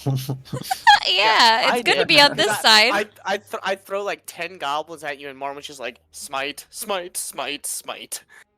Yeah, it's good to be on this side. You're just like wrecking So- house. Jaden comes walking through, and you watch as the door just casually opens, and you guys, it's kind of one of like out of one of those like comedy horror movies where like everybody's fighting the monster, and then like that one person joins at the very end, and everybody in the room is like bloody and covered in like the gore and like spit of the monster, and you guys all turn towards Jaden. You're like, Jaden just, oh fuck, and like takes off at a dead sprint, and like Superman punches the first punch, and as the monster rakes across the air, comes in low and just punch deep into the gut. And where you feel like you're finding purchase, because it's a decently big creature, Jaden, something doesn't feel right as you punch. Like it's not like that normal give that you're normal to, like you're used to hitting, and you feel kind of that impact. Something's off. Well, that'll be all. Sounds good.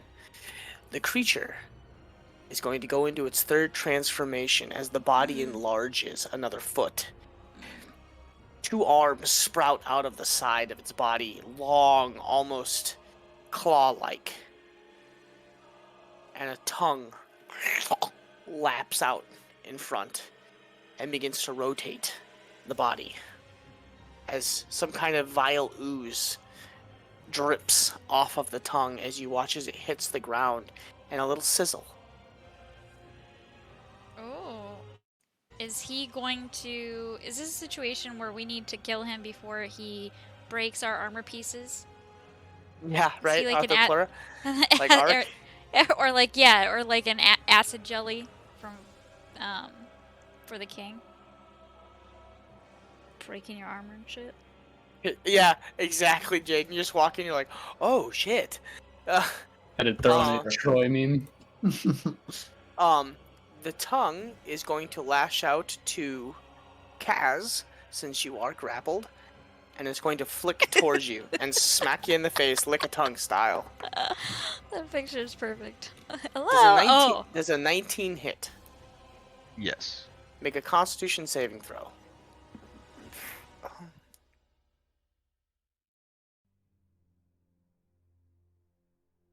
Nice. The tongue smacks the side of your body, and as it does, you feel something like enter some of the cuts on your arm and your legs, and your body begins to seize up and go numb. And at the last second, you kind of slap yourself and like continue holding on to the mouth. You're nasty. I see you. And he is going to make. Does a 28 hit? Oh yeah, that hits.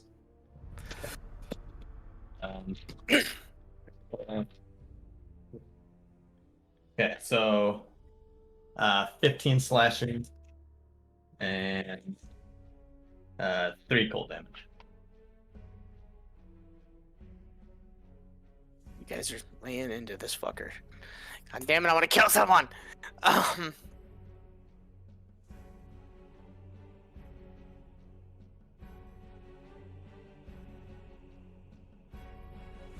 Keep that red mark away from me.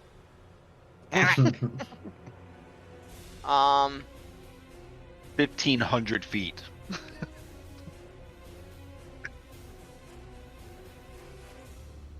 Every time Jin tries an arrow, you move your character 1 square back. Yeah, you're not wrong. I'm just a trying good to safety debate measure. because Morn and Freya are pissing him off the most. Jason's at the bar down the street. He's just like, Good luck with that. Hope it works out. Or beer me. yeah, Jaden just entered, so he's not really pissed. So yeah, he's gonna turn. He's gonna turn. Jason's like, fuck this safe house. Yeah, no, it's Freya. So he's gonna turn towards Freya, and with both hands, He's gonna come up and he's gonna pommel down on top of Freya. Yeah, 17 to hit.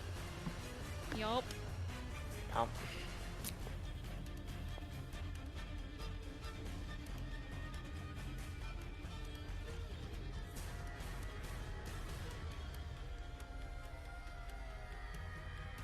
"21 points of bludgeoning damage. Okay. Everybody that's grappled takes 6 points of necrotic damage. So Kaz, Morn, and Freya. Kaz, Morn, and Freya make Check out those rings. strength saving throws. Okay. So I'll roll for Freya. Saves, Can I have my hand roll it for me? right? 27. Morn saves. And Kaz, you get to roll with advantage because you have help that's keeping you kind of wedged.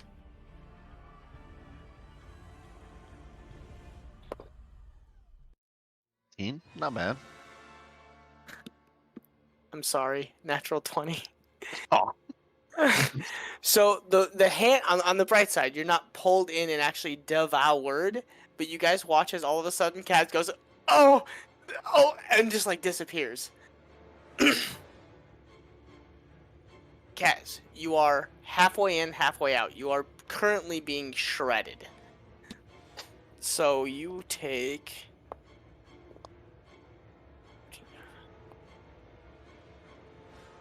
17 points of slashing damage. Now I can't move past that hand. Yeah, so you're wedged in the hand and the mouth. So you're basically, I'm trying to think of like the best The way I hand could is think about it. feeding you to the mouth. No, the hand is keeping him from being swallowed, but he's basically like, he's laying on the grinder, but like the hand is keeping him from going down the throat. So he's just like, Like in the gears. yeah. So he's like being shredded. And then How much did I take? 17 points of slashing. Jaden, 19 to hit. Yeah. Okay. Make a strength saving throw. Sure.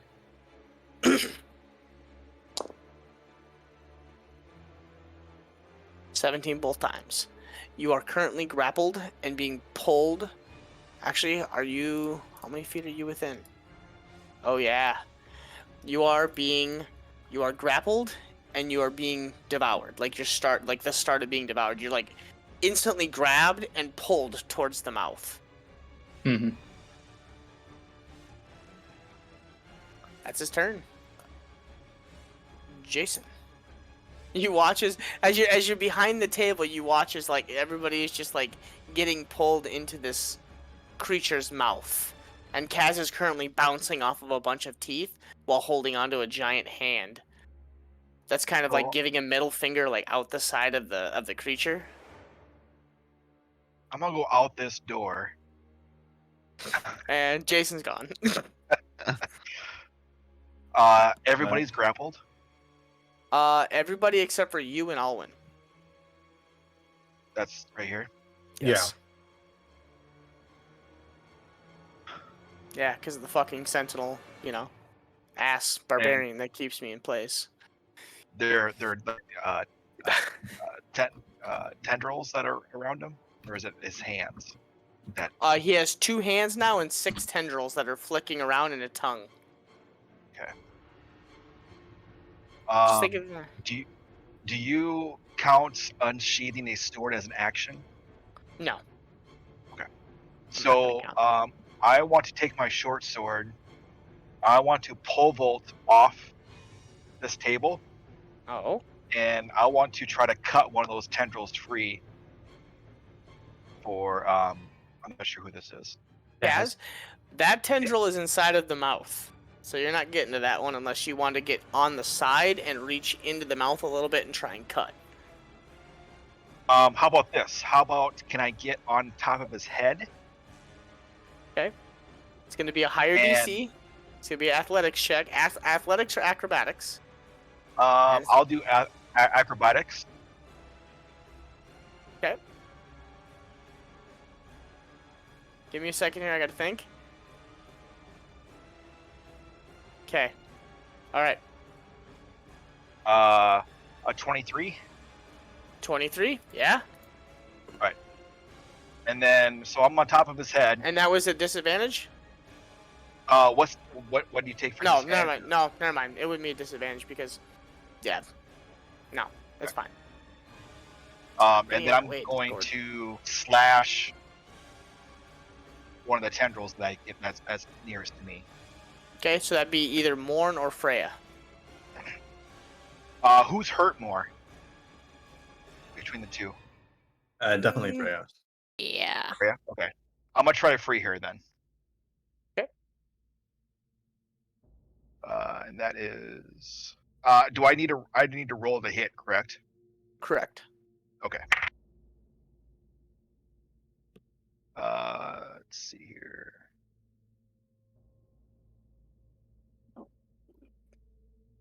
$17. 17 hits, yes. Okay. Sweet. Hell yeah. Then Roll it.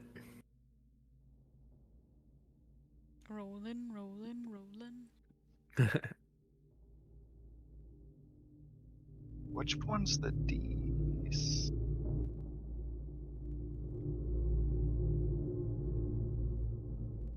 So this is. I'm using this short sword of wounding. Got it? 1d6 plus 1, so I got a 7. Okay.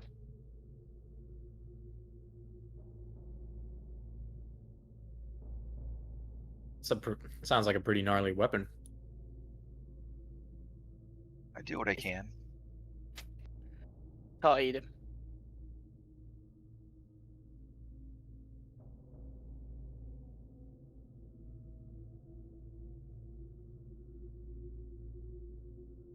My rooker's so hot. Why I'm so hot? I can't help No, it, I said, man. It's okay. my guy, I mean, that too.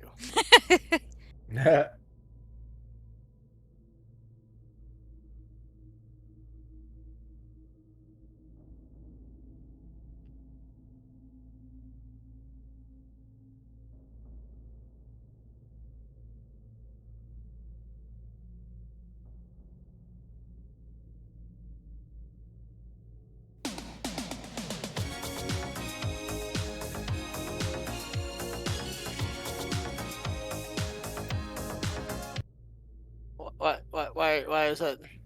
No. Take that away.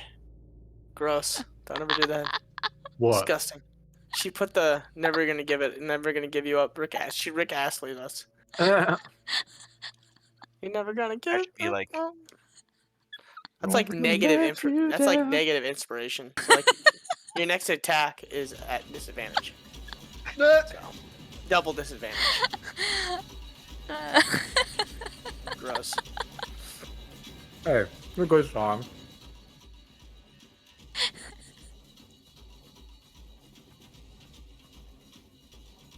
Did that do anything, by the way?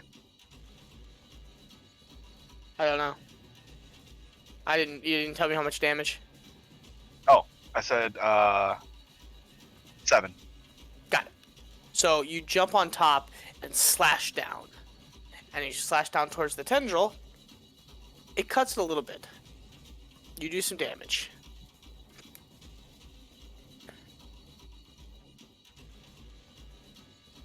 Does it relieve the pressure on Freya at all?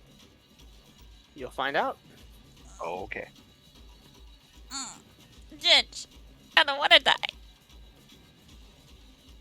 No better way to go than being eaten alive. By the That's book a that I've been terrible way to go. studying for months. To talk about full circle right there. Does the monster Yes. have disadvantage because of his eye is damaged? You can't really use an action to see now, but I'll tell you. So as you threw the dagger, the dagger fell out and has reformed. Oh, And yeah. now there's another eye. And there's an eye as you slash down with the tendril and you look down. There's an eye staring directly up from the top of the head, like directly at you. Pretty rude. That's very rude. It just wants to see what you're up to. Not wearing a kilt. He's getting a good view then. So you're trying to get a peek of me kilt? I'll show you. You gotta teabag him. That's the kill move. Yeah. That Oh, is my turn. Kaz. Okay. I want to, as a bonus action, have my hand do a fist attack. So I'm in this mouth. I'm just gonna sort of punch upward, like Just like towards, yeah. like towards the roof of its mouth. Okay. It's awkward, but I'm digging it. I'm digging it. Kaz is gonna fist the monster. Yeah. Ew. The 21. That definitely hits. Okay, so he's gonna do.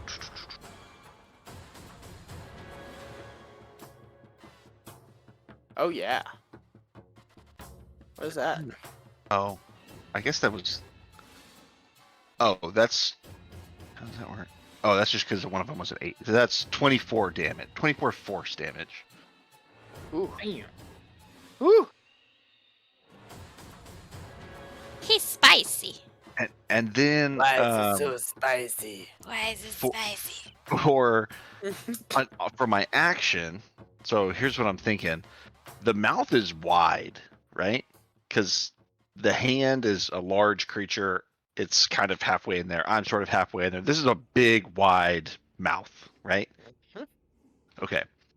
So I'm gonna punch up with this big hand that's in front of me, and then after that, I want to throw a fireball down into the mouth, so that instead of it exploding on everyone that's close to me, it will be like inside of him. Oh. A contained blast. I don't know how that works. He's supposed to do a dex save, but I'm like in him. Technically, it'd be at disadvantage. Yeah. Yeah, it's a fail. Okay.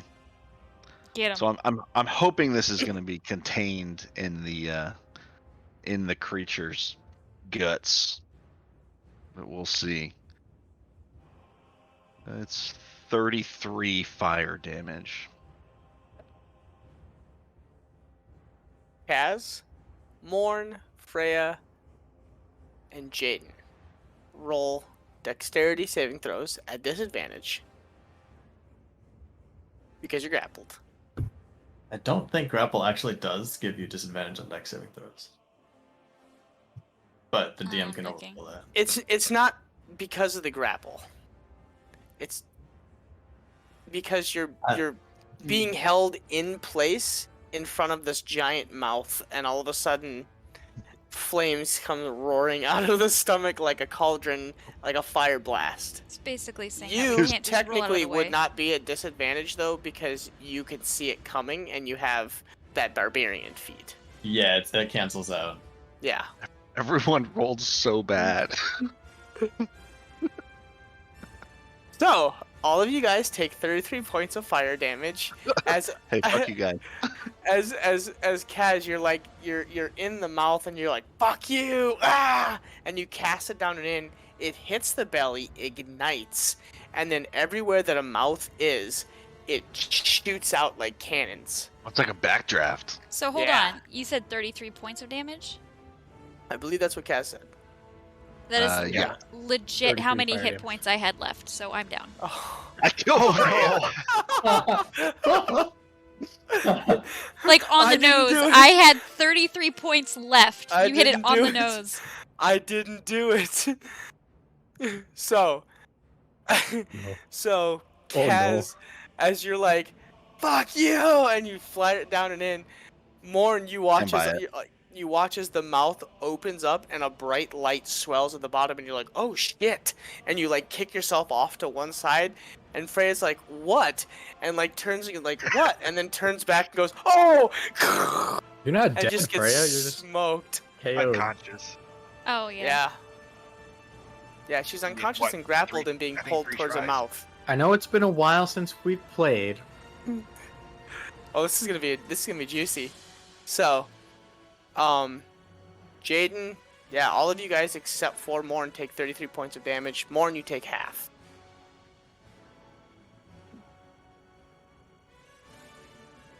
And actually, no. Yeah, you're fine. Yeah, no, So- I take half of that too because I'm resistant to it. There you go. This But I think sucks because I was doing massive damage to this thing. Yeah, you were. You got spit roasted by your own teammate. I mean, I don't blame him because I would That's have what probably you get done. for Rick rolling. Man, I Ah, haven't, karma. I haven't True. That's true. Karma. thrown an irresponsible fireball in a long time. I felt like I was due. Dude, last time you threw an irresponsible fireball was at a white dragon. That's I true. feel like I've Actually. done. I've hit a couple other people with one since then, but Yeah, but it mean- wasn't I feel like irresponsible. I was think that was mostly accident. Morn. Yeah. I think it's mostly Morn, and Morn was just kind of like, roast me, baby. Yeah. Yeah, Morn doesn't care. To be fair, I would have done the Yeah, it's- same thing. I mean, you're inside its mouth. It's a perfect opportunity. It's I mean, you're just instinctive, giving you're giving Morn a free shave. Singe. So, at the end of the round, at the top of the order, all of you that are farther away are being pulled in. So, Morn, roll a strength saving throw.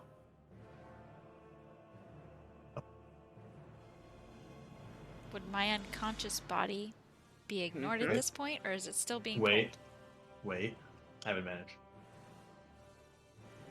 23. Jaden, roll a strength saving throw. Save. Kaz, roll a strength saving throw. Technically, Big Beast Hand is still saving you. So you're being pulled in a little deeper, but you're being wedged in between the hand and and like the gullet, like into the Crushed, belly. So you take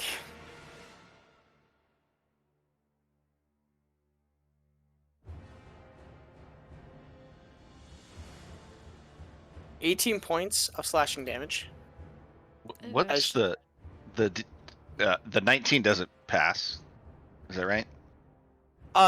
It passes. So you're not Okay. pulled. You're not pulled like Oh, I see. under. Yeah, you're not pulled underneath the hand and into like the stomach to to be digested. You're basically just being rotated around on a rotisserie. Except Okay, for well- not in a good way. What was the number? 19. 19. Okay. And Freya, you automatically fail. You are pulled into the mouth, and her lifeless body begins to be tossed and thrashed around. What the You fuck? lose one death saving throw.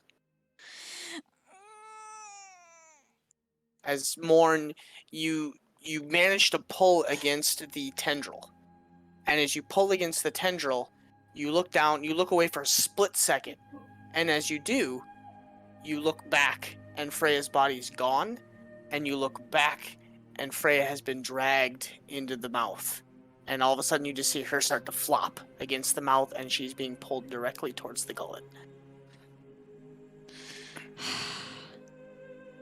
Top of the round. Morn. Perfect music for this. Sad music, like mourning. Need some sad Hulk music. I will attempt to pull out Freya's lifeless body. Ah! And I'm gonna attempt to rip it out and just toss it across the room. Fuck.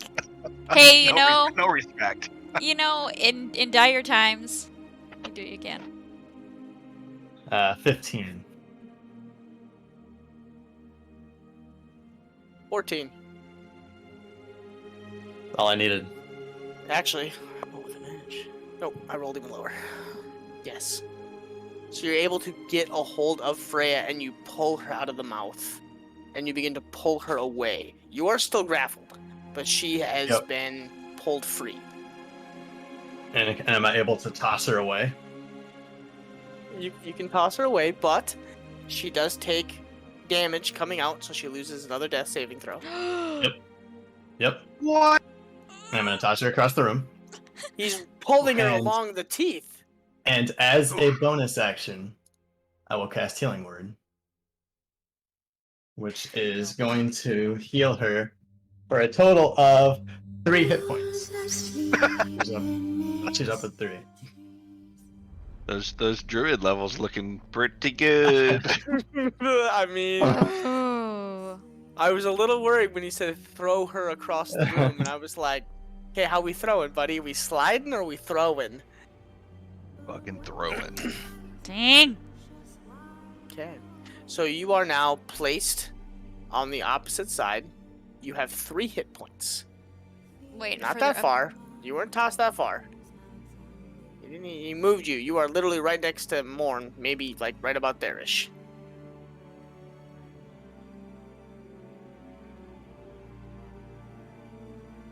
Low ass rolls coming in handy. I was looking for that kill. Fuck. Close. Oh, too close. Oh, I have to roll out.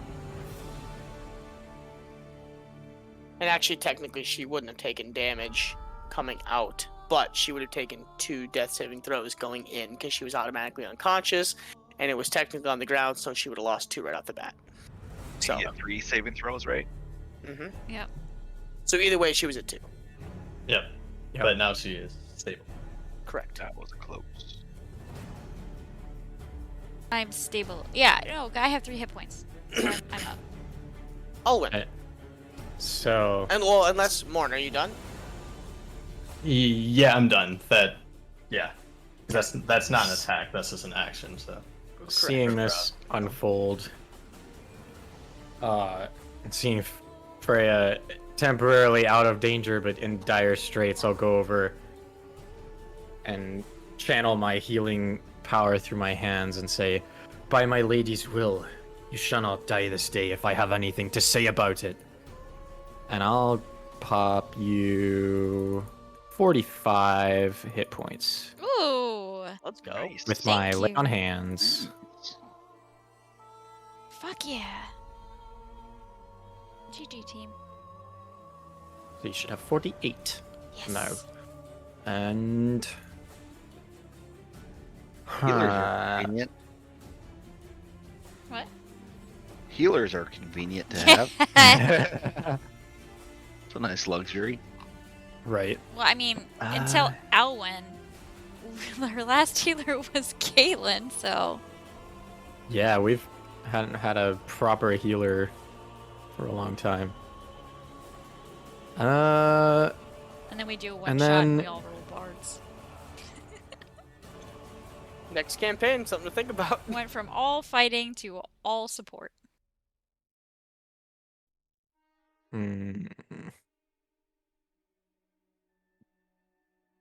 Yeah. What you doing? So I'll go ahead and as I cast this spell, like these sort of wispy, dancing elven forms appear around me as I cast Spirit Shroud. So is the creature within 10 feet of me? Yes, it is. So, it cannot. Okay, wait, no, it has to take damage from me first. So, Nope. but it also has its speed reduced by 10 feet, if that means anything. Cool. So yeah, for now it's just these sort of like they're sort of like prancing around and like doing pirouettes and shit. So as Alwyn steps close to Freya and #MeToo touches her without permission, he casts healing hands, and as some of the wounds heal up, and you feel a little more juicy, Freya, instead of shredded cheese. Immediately turns and makes a couple symbols in the air, and as he does, creatures begin to flutter out around him and dance and make their way directly towards this monster. and begin to flutter around a little bit more. Freya, your turn. Okay.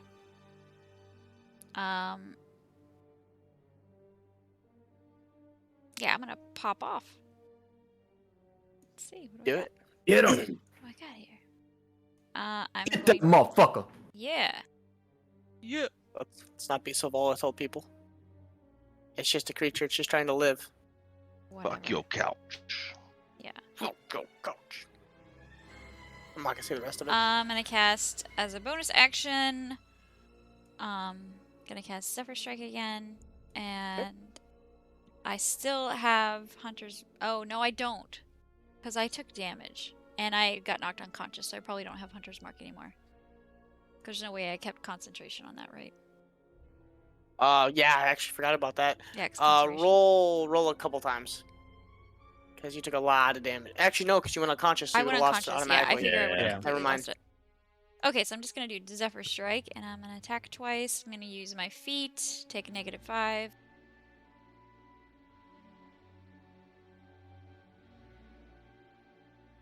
And I'm gonna roll with advantage Hit. on the second one. Oh, they're the Hit. same. Doesn't matter. Hit. Sweet. Okay. 17 plus 20. Yup. Oh wait, those So- are -5. 18. Oh, yeah. So it's 13. Miss. Okay. Both so of those. Then it's So 17. 17. 17 plus 2d12. My d6 and then 2d12. Why? Oh yeah. Oh yeah. Okay, so I've got 17, 18. Yeah, because the second one didn't hit.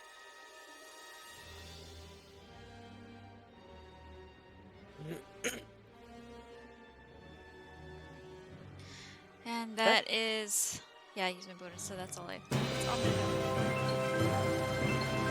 Oh, Oh, Eminar, thanks for the raid, buddy. Hey, awesome. Welcome in. welcome everybody. Jeez. Welcome. Just in time to watch our party be flayed across the floor by a freaky book monster. Yeah. Demon book.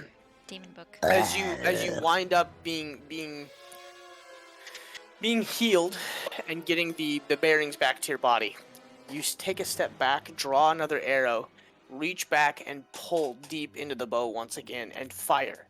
And as you fire, the bow connects, and as a surge of energy flows through the left arm actually detaches and is blown free. Ooh. Hell yeah. Is that your turn? Yeah, that's all I got. This but a scratch. A scratch? Your arm's off. A Jaden. scratch. All right. I'm just gonna try and hit it thrice more. Thrice. Oh, thrice. Hit. Just hits. Oh, Woo! get him. Fuck it. I'm gonna throw 3 7th level spirit flashes on all of those. Jesus. Oh, Oh. baby. Finish him. So let me do the Finish regular him. damage, Finish and him. then let me do this. And then that 2 more times. Jesus.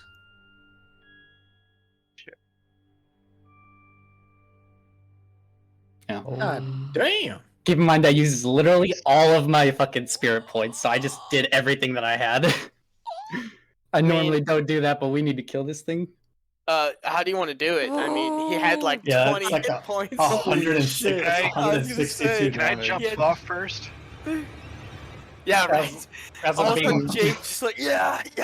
I'm gonna get off his head. Yeah, you just watch as like Boy. how do you can punches come up through the mouth and up the top of the cranium. How do you want to do it? yeah. So as I see Freya almost die, Hey, let me thanks. just post that. GDI Muro. Thanks for the follow, buddy. Welcome in. That's just a I'll call him. description for flavor, but yeah. As I see her almost die, I just sort of be like, "All right, you brute, two can play at this game," and I charge my fist with spiritual energy and just hammer fist it 3 times. Just Hell yeah. So, as Jaden gets low, first punch connects. Second punch, as you kind of wind up, Alwyn. This like almost in your vision, like that hobbitish type, like that Sauron when he puts the rings on, like the wavy, The like Wraith almost World yeah. vision. You watch it, like you look to the battlefield over, and over all of a sudden over Jaden's hands, this like black flame emulates from the fist down to the elbows, and he connects. And as you see, nobody else sees this in the regular realm, but you watch as he connects, and almost like a flash of flame shoots through the ant, like through the beast and out the other side, and like flamethrower styles. And he winds up the right fist, and as he does, you watch the whole fist light up black, almost like Naruto, like Sasuke, like the black flames. Yeah, the curse mark shit. Amaterasu, yeah. No, like Amaterasu. Oh. Like the black flame, and it leaks off the backside, and you watch as at the elbow, it almost shoots out like a cannon, and like it's giving him an extra like boost attack, and he punches, and as he punches, the rest of you guys see the fist connect, and the whole center cracks, gives way, and now all of you see like this black flame shoot out the backside and just like Yeah. Reality. and the creature just and falls forward and stops moving. Does it spit And as Kaz it out? stops moving, it shrinks back to the journal. The edges are singed, and there's holes throughout the book. Ooh. Hope you took good And- notes. As this happens,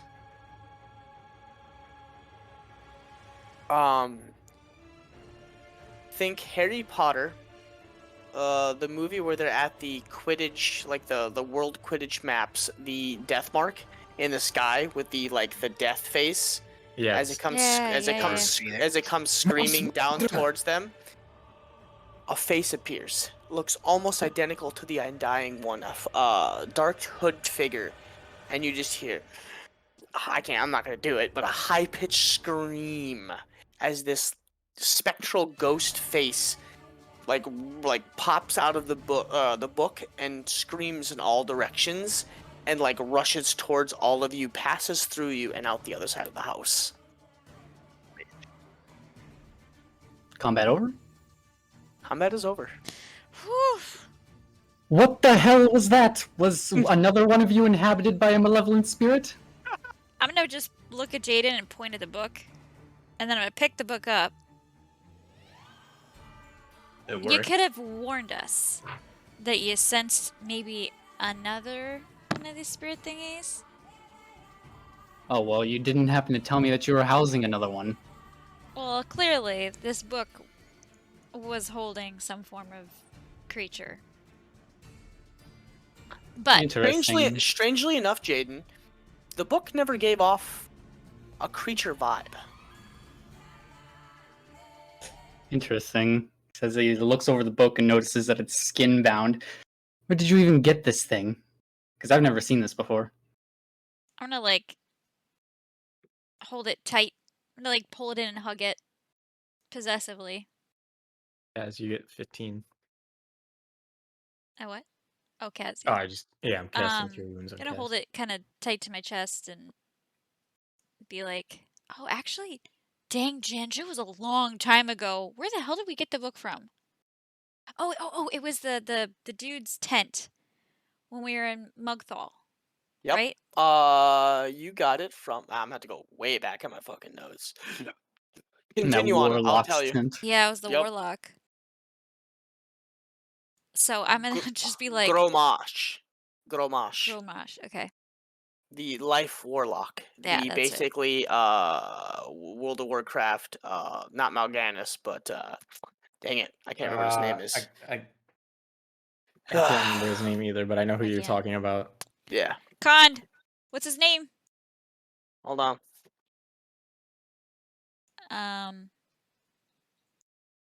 Only warlock I know is Yeah, Gul'dan.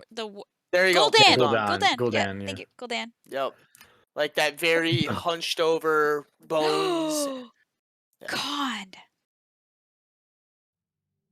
Shame on you. Wow, Wow. Con. Wow. Wow. Apparently- dude. Wow. Apparently my mom had the book. Okay, so I'm just gonna say we got it from some dude when we were at an orc encampment, and he clearly was in some form of allegiance with the Undying One, and I've reason to believe this is probably his diary of sorts. And I was just taking a crack at destroying it because I have reason to believe that it might be the source of his soul essence of some form. I don't know. I don't know this stuff. Well, I guess let me check if there's any more then. And I'll use my spirit sense. You sense nothing. The book is full of people in it. I don't know, souls maybe. A couple of us have actually been inside the book, and there's a lot of them floating around. And they're the Undying One was capturing people and storing them in this book. Seemingly, I've done this for hundreds of years. Do I sense those? No. Well, whatever was But- in there, it seems to be expelled. Maybe. How can we But- tell? But what was it? Was it him? Did we do any? I just want to know if we did what anything did to you- him. What did you say earlier?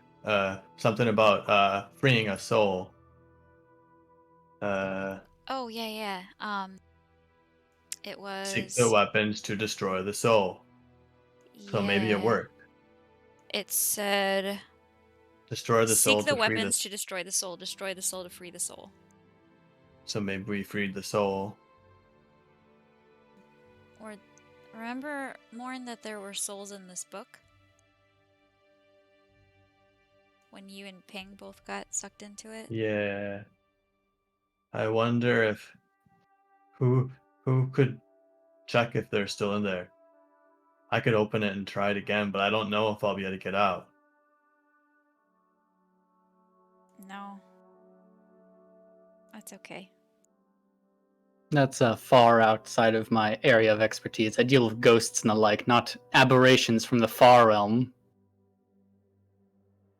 I'm going to go finish packing. Do you have that picture you showed me? Yeah. I'll pull the page back out that had the picture on it.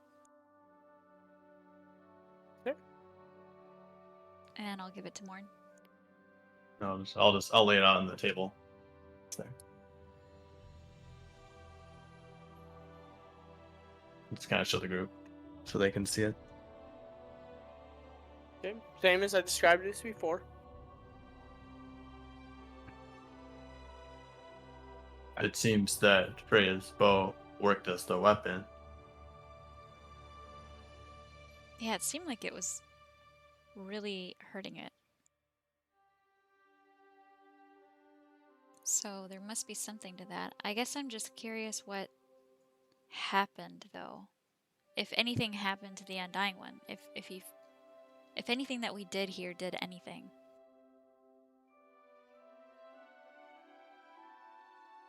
Can I tell anything different? Aside from the fact that it has holes in it, Ginge, do I, sense anything different about it? About the book? Yeah. It's a book. Man, I feel like nothing we do anywhere does anything. Are you going to, check the book, touch the book, or are you just looking at it? Yeah, I'm holding it and trying to feel. I've been used to holding it and flipping through the pages. Does it feel any different? I don't know if it had. Yeah, I guess I wouldn't have known if it felt a certain way before. But I don't know. I would have been very familiar with how it felt. Yeah. So what you notice, you open it up. I'm just kidding. all of the text is gone. What? All the pages are blank. The book, the skin bound book now, just feels like dried leather. It doesn't feel like the skin of something. And all just the feels like pages are blank? Yep. So Is we the picture put it blank up, too? Put it Nope. up to the fire. Yeah, I'll try holding one of the pages over the fire. The pages begin to catch, like they get really warm and kind of the corners start to singe up. I'm gonna toss the whole book in the fire.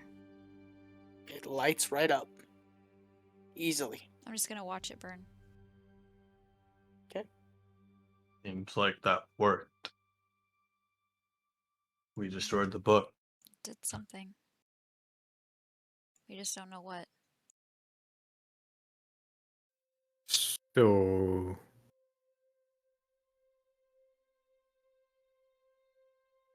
you've had this thing for how long?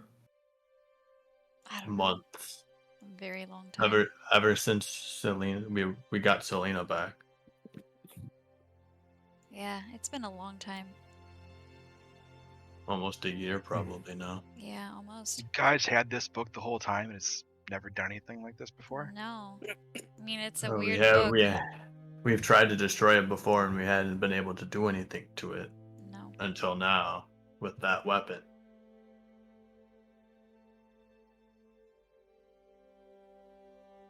Wow, Kaz. Are you pulling a Kaylin right now? I mean, you would see me doing it. Oh, okay. Dragon just Just taunting the book. Oh, okay. yeah, fuck you, book. Yeah. Oh my god, that would be like great. Yeah, I mean it's just we've had it. It's never done anything aside from when we. I first just tried to remembered something. Open it. What? I just remembered something. What? Kaz, you had a burlap sack on you, didn't you? I guess I don't really know, to be honest. If I mean, I had a burlap sack. I don't know if there was anything in it. I feel like I wouldn't have stuffed it into me until we were leaving. Yeah. We'll say the creature, the wormling, was smart enough to basically position itself on your body to protect itself. What a bad parent, bringing your baby into a gunfight. You got this, kid. With a book. What was the purpose of this book? Oh yeah. This is why you don't teach your kids to read. Still explaining to Jason and bringing him up to speed. Yeah, we've had it at. Aside from when we first tried to open it, that was a whole strange ordeal. We've tried breaking it before and we couldn't.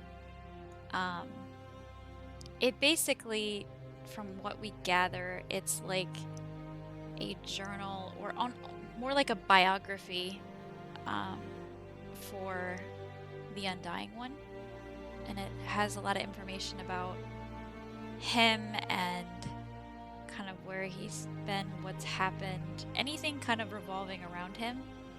It was in this book, so I don't know if it was in any way tied to him physically or spiritually, and if Was we there did any something. useful information that you guys got from the book? I mean, we got a lot of information from it pertaining to stuff about him and potentially how to defeat him. But a lot of it is very cryptic or not straightforward.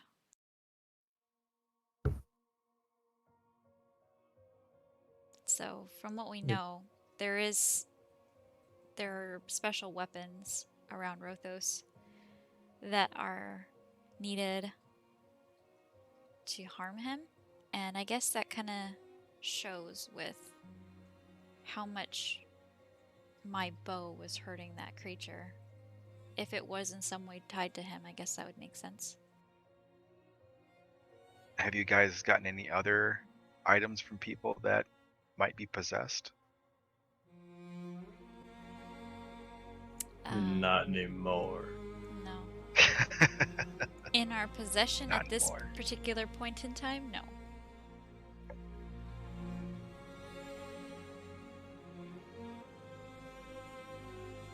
I think it's important that we find all the weapons. It seems like it makes a big difference. We No know there are. weapons. That was 4 weapons in the picture, correct? That we're talking about. Yeah. No, we believe there are 5 weapons total. And But we Freya has don't- one of those. Yes. Freya has one of them.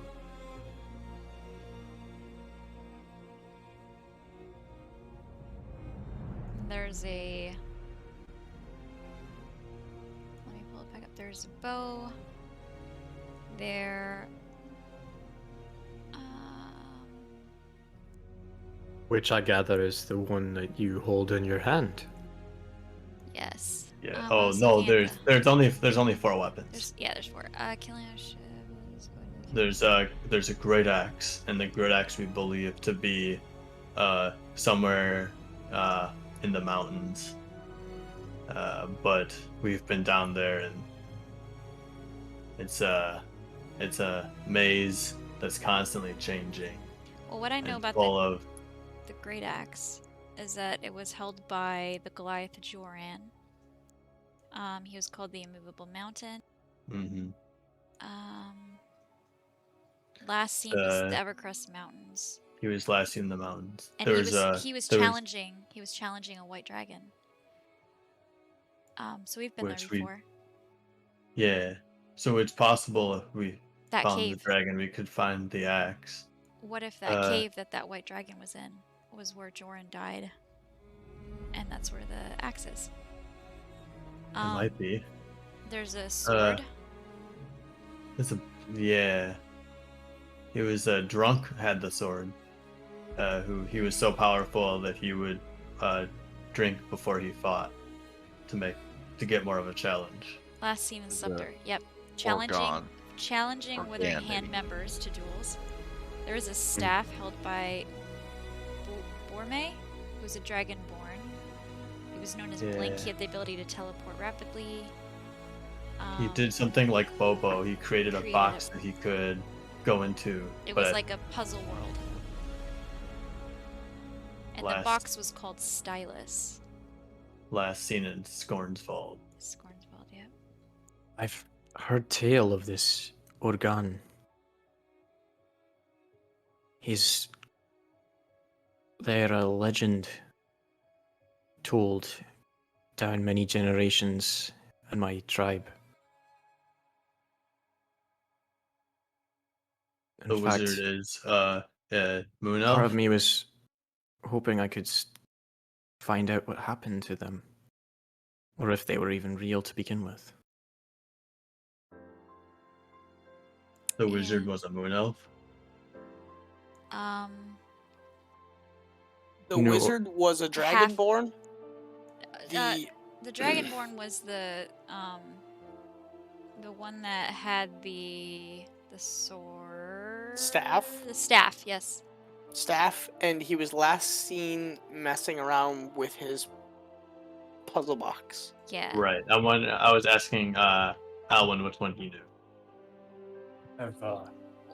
Oregon was the half elf. Organ. He's the yes. half elf. Where is this dragonborn? Do we know where he's at? Last seen in Scornswold. The thing is that he had the ability to teleport, and he created like a dimension. So it would be hard to know where to find him, or if he is even in a place where we can find him. We would need to find the box that he's in. Yeah, that would be like finding a needle in a haystack. What does the box look like? It may not even look like a box.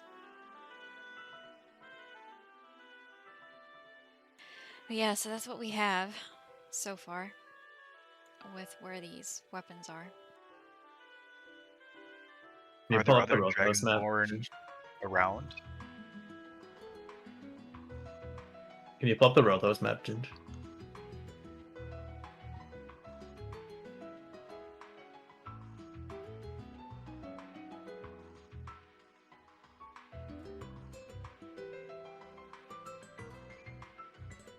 Like the traveling music. I feel like I'm on hold. I mean, I feel like I'm This in is an Final elevator. Fantasy.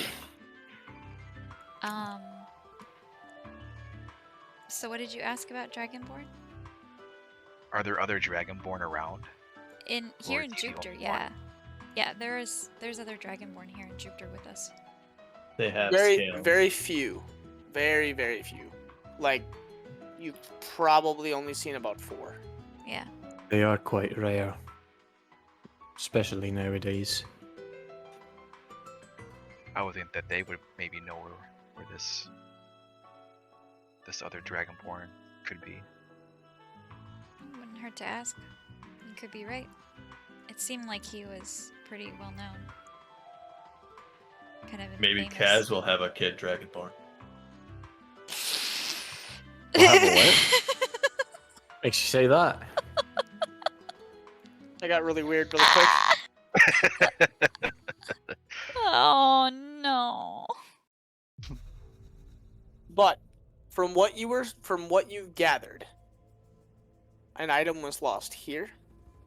Last seen, there was an item Where? One more time. here, right here. Okay. Here.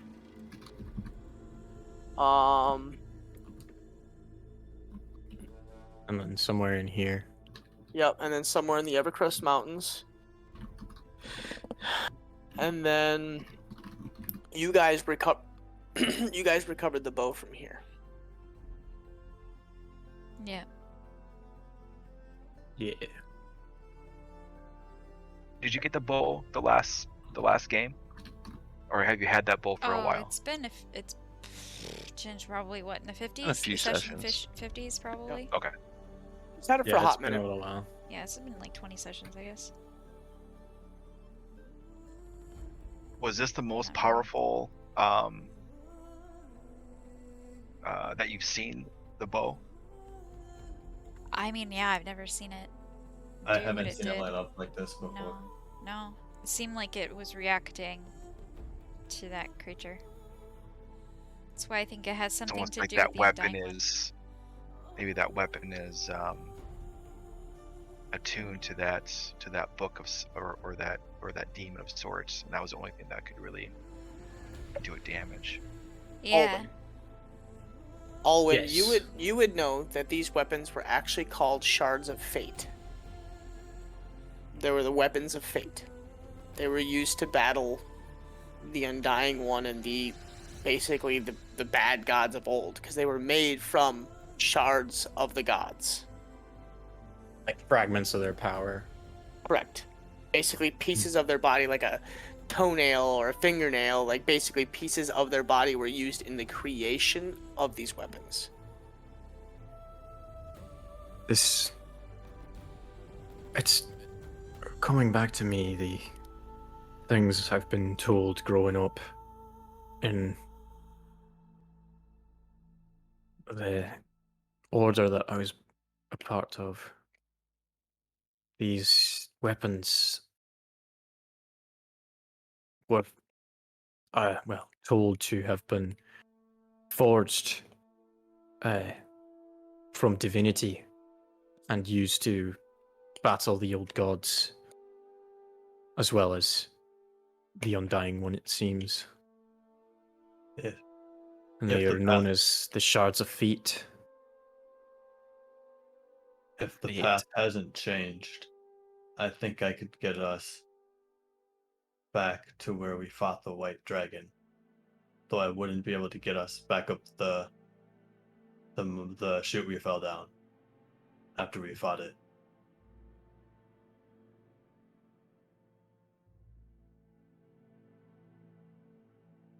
Well, at least we know that dragon's not in there anymore. It would be fair could- game to search out that hoard in that cave to I- see if we can find anything. I think we should do that.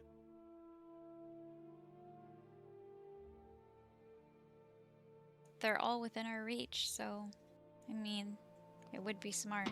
We've seen what they do now. I'm just curious what effect it had. Do you think perhaps we should chase them down before we go after the barons? I think the barons are less important than fighting the Undying One. I agree, because the barons are not going to overthrow humanity. I also feel like it wouldn't necessarily hurt to have weapons that are going to potentially give us more strength, more power, Aye, make us more that I can agree formidable. with. So, different plan then. Seems like every time we talk about where we're going next, it changes. Now that Well, we must be know- adaptable. Now that we know these weapons are real and can fight the Undying One. And it seems like we can still fight the Undying One even if he got all the stones, based on the picture that we saw.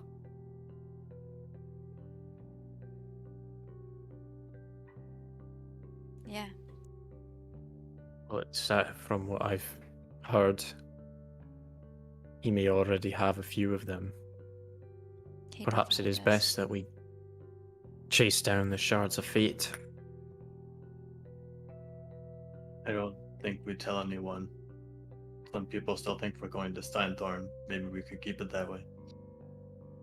Yeah, for all they know, we are. Fair enough. Well, since we're already up in the Evercrest neck of the woods, it would make sense if we truck there, see if we can't find that axe. Maybe go to Scornswald and then Scepter. I say we go to Scornsfall last. I don't want to go near that city.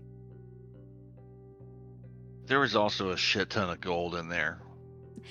Yeah, I this is like, by the way, Well, just it's so a- you know, it's a dragon's hoard. we'll We have to could use see the how money. much we're able to carry. it wasn't. Just to be clear, it wasn't just a dragon's horde. It was a ancient dragon's horde. Yes.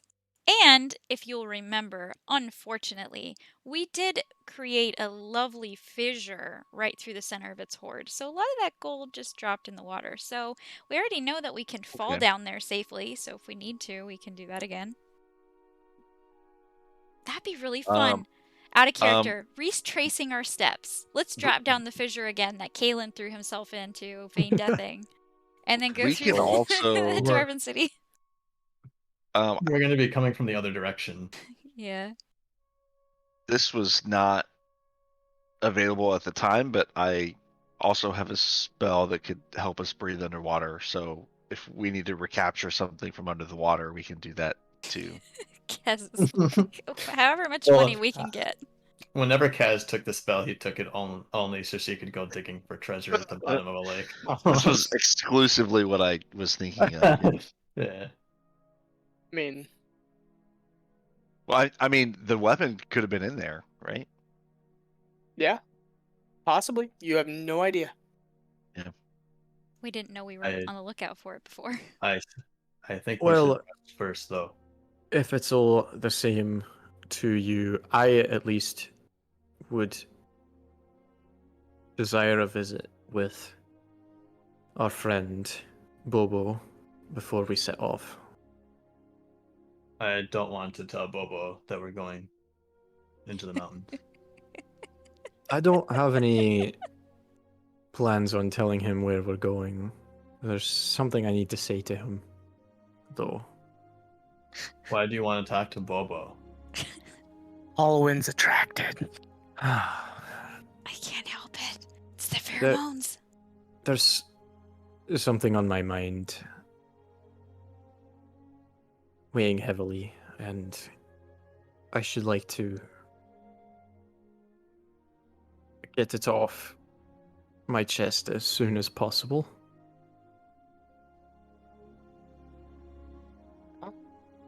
Well, that's a simple teleport, if necessary. Well, I'm gonna go to bed. You guys can go talk to Bobo. Morn just like, nah. He's like, Aw. no thanks. Oh, Martin makes his Taz. way up. Martin makes his way up to his hammock. So Closes Hard the door. pass. what you notice, couple things all of you guys notice. One, as you kind of all turn to walk out towards your respective rooms and or packing, at the far end of the hallway up the stairs, you see Yvonne, you see Selena, and you see Wolfsworth all like seem to be up there the entire time during the fight, scared shitless. Two, as you guys are kind of turning to walk away, you notice on the inside of Jason's hand a red gem placed into the skin. Just slightly. And then the hand overturns as he's kind of like picking through the monster and picking things up. Like a shape of a gem or like an actual gem? You're in not there? sure? Hmm. And on that note, we'll end the night so that we can possibly have discussions if you guys have questions, because I know some of us need to be done by 11:30 tonight. That way you guys can get out and get some sleep, be adults tomorrow. Love you all. Yeah. Thank you very, very much for coming. I'm so sorry that it's been a wait, like a month wait. I got sick. We had 2 guys on vacation. It just didn't seem right to continue the main campaign without everybody. It's just not And as with fun. you not even being able to I like could- muster the energy to do this. Yeah, I mean, Yeah. you guys 'Cause, I can hear mean, me. You guys even heard me from last week. I me literally doing had one no awful. voice. Yeah, it was nasty. even like me last week, like doing it, like I was hale and Oh. hearty, and I was still stressed. Oh, by the haven't- way, bravo, dude. Hey, Yeah. Strat, you got to give yourself more credit, man. That was funny. Yeah, Strat, Funnier It than was shit. fun. you did an excellent job. That We'll have to campaign, have or yeah. that session was so fun. And I you We'll did love- have to such have a good we'll job. have to have a night to do a one shot where I could like maybe join in where you find my character, maybe Yeah, like a little night off. Well, there were 8 people that were used for the ritual, and there were 9 that went missing. Just saying. Yeah, we I'd left love to off join without in. loved finding the. it. I Yeah. love listening to the first one you DM'd, so I'm excited to listen to Yeah, this. man. Also, You do a good job. party You about gotta be Martin. confident, man. You gotta give yourself credit where credit's due. Yeah, you're good. It was funny. It It was It good. was a blast. Hell yeah. Well, thank you But- everybody for joining. MNR, if you're still here, thanks again for that raid. Thanks for all the Yeah, it's follows. awesome. Thanks for hanging out with us. We will see you guys next week around our same time, 8:30 p.m. Central on Wednesday to continue mean, from tonight. Let's be real here. 8:30 ish. Yeah, Yeah. this is we usually roll around that 8:30 ish. Yeah, we're 9. usually We try pretty close to 8:30. and do better because we like to start better so that we can actually have a good 3-hour episode. That way we can be done by 11:30 so we can be adults the next day. Yeah, no kidding. All right, peeps. I'm old. Thanks so much again for hanging out. I hope you all have a great rest of your Wednesday. Have a great rest of your week. Have a great weekend. And we will Love see ya. you next time. Bye Deuces. bye. Peace.